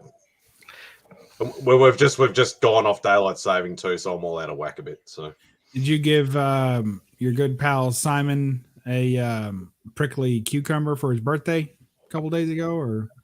No, I actually went to buy him some books, and I was sort of trying to look through all like the ratio exclusive stuff at the at our comic shop, and I could only find. I picked out 2 books. I went, that one I don't think he has, and I'm like, oh, I like that one because that one's a Kiss cover. That'll go well in his thing. Mm-hmm. And then I'm like, but it looks familiar. I wonder if he's already got it. And then I'm like looking. And then Beck starts looking through bloody videos, and that she actually found the video that he showed that book. Luckily, I didn't buy it, so I only have 1 book for him at the moment. But so the answer is no. You sound kind of like a kid who didn't get anything for his dad like 5 years in a row for his birthday. And he's like, yeah, but I was going to buy you something. And instead of giving you a gift, let me tell you the story about how I almost bought you a gift. As I said, I have him 1 book. I have 1 book in my possession that's for him. Hopefully he doesn't have it. All right. Did you get him a tie? Yeah, did you get him a tie? That's the coolest fucking story I've ever heard in my entire life. That's insane. Can I hear it again? Do you have time? I found this 1 book. There you go. You got it. We haven't been able to catch up with Simon and Sarah for a little while because work and all that sort of shit and personal stuff and all that sort of stuff. But we'll try and catch up with him soon. So he's not doing nothing for a month. I expect a lot of quick invites. He's gonna get bored. Yeah, be very like, I'm going live in 5 minutes. I hope you guys can make it. Yeah. Be a lot of that. Yeah, this is always he always takes at least sort of 2 to 3 weeks or a bit more off around his birthday time every year. Yeah, I usually just take the day off. That's it. But I actually didn't this year. The first time in about 10 years, I didn't take the day off. Really? It fell on a Wednesday, and I was like, it's a bit of a. If it was a Thursday or Friday, I would have taken the Thursday, Friday off or the Friday off. So did everybody at work like chip in and get you a donut or something? You know what the funny thing is? They actually, because I didn't say anything, I came back from lunch and there was a small bag of Krispy Kreme donuts there, and I was like, "Hey, yes, that's a win right there, brother! Krispy Kreme donut. I want one of those right now. Loves it. I was excited. This morning I got up and my email said that today and tomorrow Krispy Kreme's got pumpkin spice glazed donuts back, and I was like all excited. And then I remembered that I can't eat them because of my freaking diabetes. That was a short-lived excitement. Let me tell you. You could probably lick it. I could look at it and probably my blood sugar would No, spike. you could lick it, like maybe lick the hole or something and around the edges. I don't know. Timestamp 2 hours 53 minutes. Remy's place. 4/1/23. There you go. You could lick You the guys hole, are Rob. Lick Lick the hole. Yeah, it doesn't even count. And if how you would- don't and how- swallow and how- what you lick? And It how doesn't would and even how count. would I how should I lick it? Why don't you show me? You should lick it and then just spit it out real quick. Don't swallow it, because then that's how you get in trouble. But your doctor's never going to know unless you confess. Just Just lick work the holes, work spit it out around real it, on the right? side of your mouth. You've been spit it out, licking you put it donuts on your lately. chin, save it for later. Don't It's lie to fine. me. I know Yeah. you've been licking donuts. Although I will tell you, as much as I do like their pumpkin pie spice glaze, their pumpkin pie spice cake donuts are way better. Really? Yeah, phenomenal. Have they not gotten your letters? Disgusting. Well, it's Disgusting. usually only a Fall. autumn thing. Yeah. But I would have thought that'd be a Halloween thing. That's in autumn. Yeah. For us. Well, there you go. Yeah. You know, your water swirls down the You're embarrassing me in company. That's a fallacy. Is it really? Yeah. I didn't know. Are you I sure? would've figured that's It could be in Halloween. China. Yeah, it's autumn. It's all the autumn fall festivals. Yeah. Sorry, ours is in spring, so Yeah, no, Right. I get Yeah, I it. figured Yeah. that. That's why Santa Claus wears swims trunks and Is your Easter bunny orange? Or how does that work? no, Easter- it's brown. Easter- It's a kangaroo. Easter must make no sense now. Yeah, it's a kangaroo. The whole celebration of rebirth in the Wait. fall when everything's dying must not make any sense. Yeah, kangaroos don't even have eggs. But They you're, don't squirt neither do eggs into their rabbits. pouch, do they? No. I don't think so. Live birth. Meanwhile, It's a the harvest marsupial festival, live birth. the harvest festival is happening in the spring when the harvest hasn't even come in yet. Yeah. So your Easter's in what? Summer?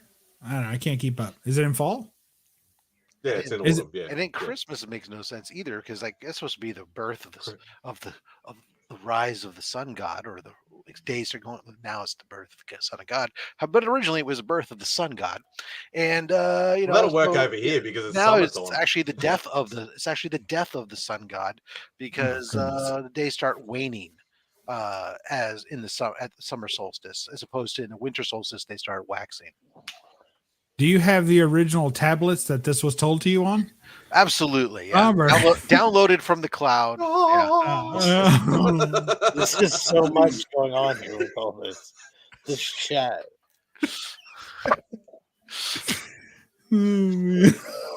It's just too much. Yeah. There you go. Remy gets all the trolls. I mean, it's And official. wings. It's off the rails. It's official. It just goes to show that everything's northern hemisphere dominated. You must hate that. I would grow up resenting it, much like I resent East Coast time bias. There is a lot of East Coast time bias. Real time. Real Yeah, time. that stuff drives me crazy. But none of them can do math backwards. If I tell them something in frickin' Pacific time, they all go bonkers. I can't. What time is that? I don't know what time it is. I have to convert it for them all day long and tell me it's 10 o'clock Eastern. I know exactly what time it is. No big deal. Yeah, because it's the real time. That's what I hear. That's what I hear. Greenwich Mean Time is the real. Yeah, time. that's every time I hear real time. That's what I go. It's so GMT. No, East Coast. No, it ain't real time. If it was real time, that'd be fucking 0 hour. It wouldn't be. It wouldn't be -5. Although I can't really say too much because I'm technically on Eastern Australian time. Do they do that over there as well? There's not as great a differences though. There isn't because it's weird. Wait, so it's like 10 minutes? Not like east to west? No, 10-minute the funny- difference? From As you travel, the clock starts going back a minute. So you got like all the majority of the major cities are all on the East Coast. We're all in the same time zone, but Queensland, so that's Brisbane's main city, they don't do daylight saving at all. So then that you'll get the time difference during daylight saving, but normal time it's all the same. You go to the next state over from us, which is South Australia, they're half an hour behind us. But then you go to Perth, which is the furthest western main thing, and they're 3 hours behind us. So that's wow. So technically, you really only go. There's only 3 hours difference between the East Coast and West Coast, but they're sort of Unless you stop in Queensland, in which case you could be an hour behind, but still only 3 hours ahead of the westernmost city of Perth. Yeah. I wrote all this down while you were talking. So I'm going to be. I'm ready for Jeopardy. A strong Sydney bias. Yeah, there's a strong Melbourne and Sydney bias. Yeah, fair enough. Well, there shouldn't be. Well, look, I understand there's an East Coast bias because freaking 80% of the U.S. population lives east of the Mississippi. So it's just. Yeah, and if you put something on a different time zone, I get all screwed up. I don't know. What I'm just glad is I don't live in the mountain time zone. Like 10 so o'clock, and I'm like, oh, nobody crap. gives love to the mountain time zone. How many time zones do you have? 4? Is it 3 or 4? Well, for mainland U.S., it's 4. But if you count all of the United States, I think it's like 7. If you go from the furthest east to the furthest west. Is it really? Yeah, So because like the Hawaii and Alaska the very furthest tip of Alaska is like 2 hours behind Alaska time, even. And cold. Yeah, There's a lot of cold tips in Alaska. And That's what I hear. Hawaii is 3 hours. You want warmer behind. tips? You go to Hawaii. Yeah. So Hawaii is 3 hours, except not right now. It's the daylight savings time. They don't observe daylight saving times, but Hawaii, some of the time is 3 hours behind the West Coast, and so 6 hours behind the East Coast. Which when my brother used to be based in Hawaii and used to have to work with the for the government, he said it would suck because they all start at 9 a.m. their time. That means he had to get up at 3 in the morning his time, or be at work at 3 a.m. to be able to interface with them. But which I find it funny because I always looked at it as like Eastern time and Western time, but you don't call it Western time. You call it what, Pacific time or whatever. Yeah, because we have Eastern, Central, Mountain, Pacific, Alaskan, and then there's I can't remember what the other 2 are called, but because I do prefer the more sort of, I suppose you could call it intimate sort of setting where. Because we always looked at it like because we're all big, like especially in our group when we were younger, we're all big basketball, fans, NBA. So it was like, oh, Western Conference, Eastern Conference, so Eastern time, Western time. That's what we associated. All right, I'm being told. A quick internet check tells me that maybe there's only 6. So there's Eastern, Western, Central, Mountain, Alaskan, and Hawaiian Aleutian. No, there you go. There is a Western time zone. We just want to know what color is he. Yeah, one time zone. One time zone. That's it. You're on the West Coast, aren't you, Remy? No, I'm on the You're East not? Coast. Yeah. You're on the East Coast? When did you move? Real time. Been on here for 3 hours. Did you move in between or? That's when he had his screen off for a moment. Yeah, I saw. He put it on there. He had Tyler on there that he moved. Took his background with him like Simo does. He's got that same damn Spider-Man beach towel hanging behind him on a damn clothes rack. He keeps moving it. Yeah, so people behind him can run around naked. It's a blanket. All right. What are you hiding from us anyway? What's behind there? Are you in the bathroom? If I was on the bathroom, I'd let you have the nice white tiles behind me. Appreciate it. No, I'm at Beck's house, so I don't want people seeing what's, not my house. So. Oh, you guys don't have the same house? No. Oh. All right. Is it because she only has one bathroom? You can't live like that? No, she's actually got 2. I've only got 1. Well, you've run out of excuses.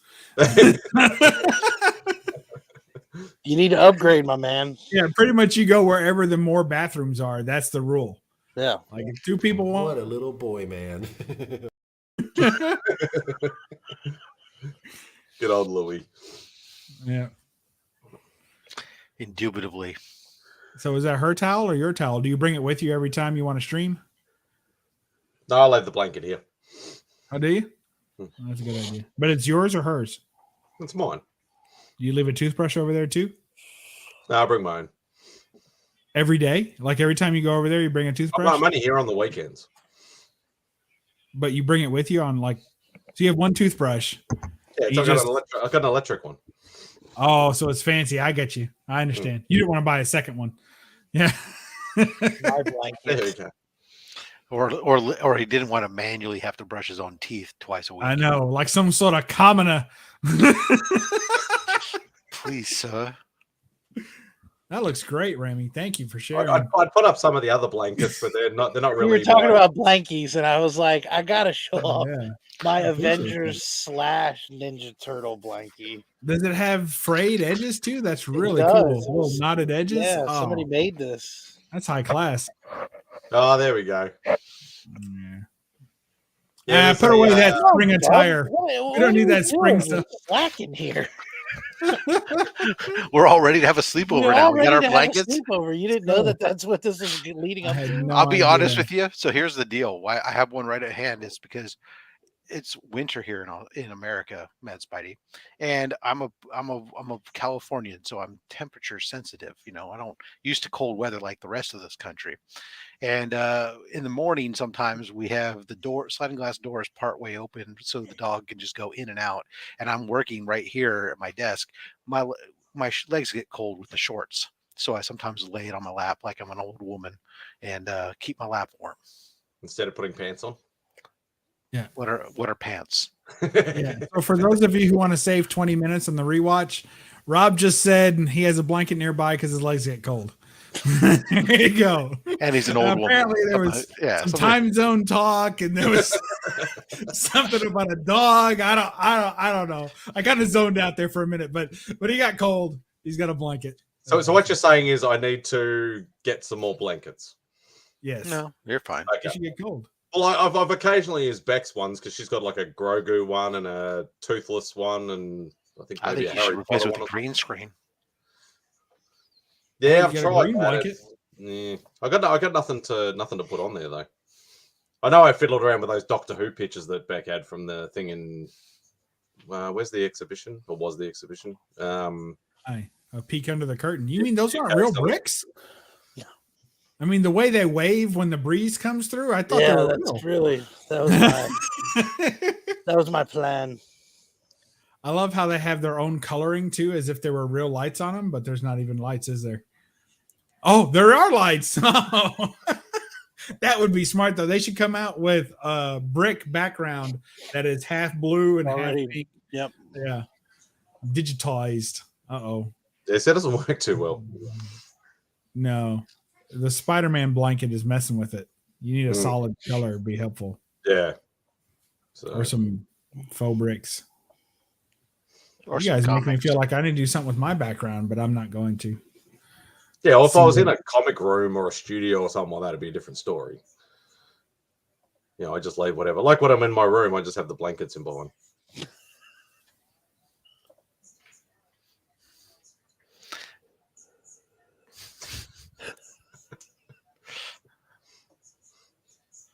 There you go.